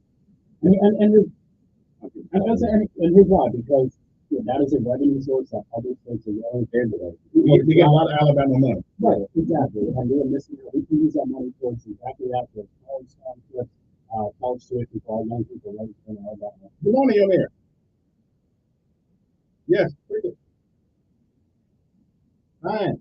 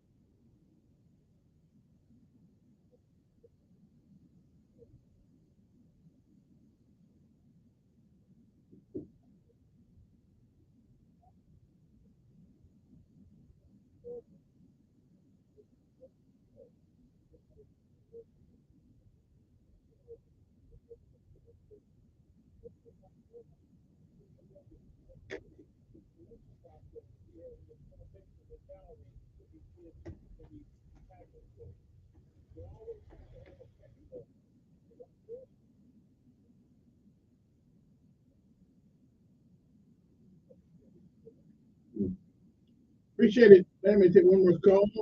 Good morning on there. I'll give Phil the last word. Good morning. Not Phil. And I don't be calling back. Call back yet. One. Send me a text. I'll give it to him. You know, because I haven't got that. Anyway, well, thank you for coming up. You know, most of the time you always come when we ask you to come, and that's always good. But do you believe though in our a 2.5 GPA is not a magnet school, and so why have we over flooded the magnet schools with people who just have? I don't understand that. And question for Montgomery public schools, but let me say this because I know we have for short on time here that all of these kind of conversations and dialogues, Democrat, Republican, liberal, conservative, this is all good and healthy in a day and age in a world in which there are autocrats, there are tyrants that we can have differences of opinion on some of these issues, on healthcare, how to pay for things. And so to everyone listening, my thing is at the end of the day, really, if it's a good idea, and we were talking about this here in the studio, we have to work together. So at the state legislature, I'm going to keep fighting, for our communities, for our schools, for making sure that Alabama and Montgomery continue to be a better place for everyone. And if there are Republicans that can work with on that, let's do it. If it's Democrats fighting for it and trying to convince people, let's do that. At the end of the day, though, it has to be about people. One last question, political president. You're listening to. Would you support us getting involved with helping? We're going to put that on the ready to go. I think that what the United States is doing now, as far as supporting Israel, now unless the United States, still really the United States after attack, we have to be very careful about sending our troops, involved in. You got any relatives over there? So I have very close friends, people I grew up with. It is very traumatizing for them. I'm checking in with them every day. And it's really, really scary, what they're dealing with, and not only take the peace, but I know we have some kids from Catholic over there. I think they're back in school. But our prayers go out to those. It's a tough. Netanyahu's got some tough decisions. And I'm not glad. I'm glad I'm not. But for any of us that be in public office, we have to make tough decisions. In the arena, and we have to have the courage to do the right thing and try to make it hard and be a better place. Oh, good. All right. Okay. All right. Well, listen, man. Last words you want to tell folks? Listen, I'm gonna say it again. I'm happy to come on anytime. We're having this conversation with the public. We're talking about saying during the commercial break, seeing you all, steakhouse, having the public on. Speak out on issues, meeting more of that. So I look forward to seeing plenty of you. The legislative session starts February 6th. What I'm going to do is certainly to social media, but coming here on the radio, let people know, right, what bills are coming up, which ones are defensive. But we need to, this is why we want to inform people and tell people we can disagree, but I'm to make sure that the public knows what's happening with the.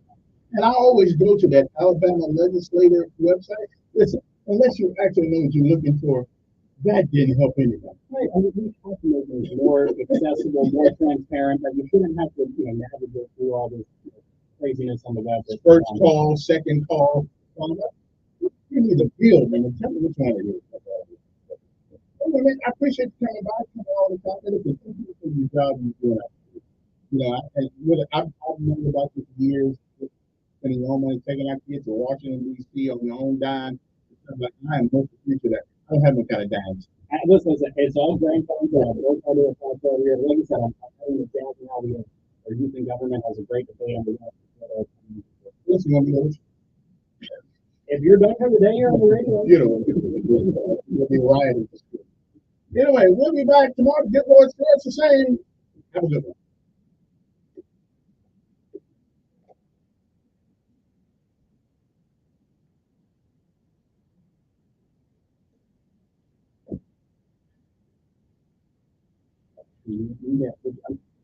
Yeah, I get a glimpse of it. It's also covered day after day. I do. Again, one guy came on and he said, "You are the stupidest guy I've ever heard on the radio." Now,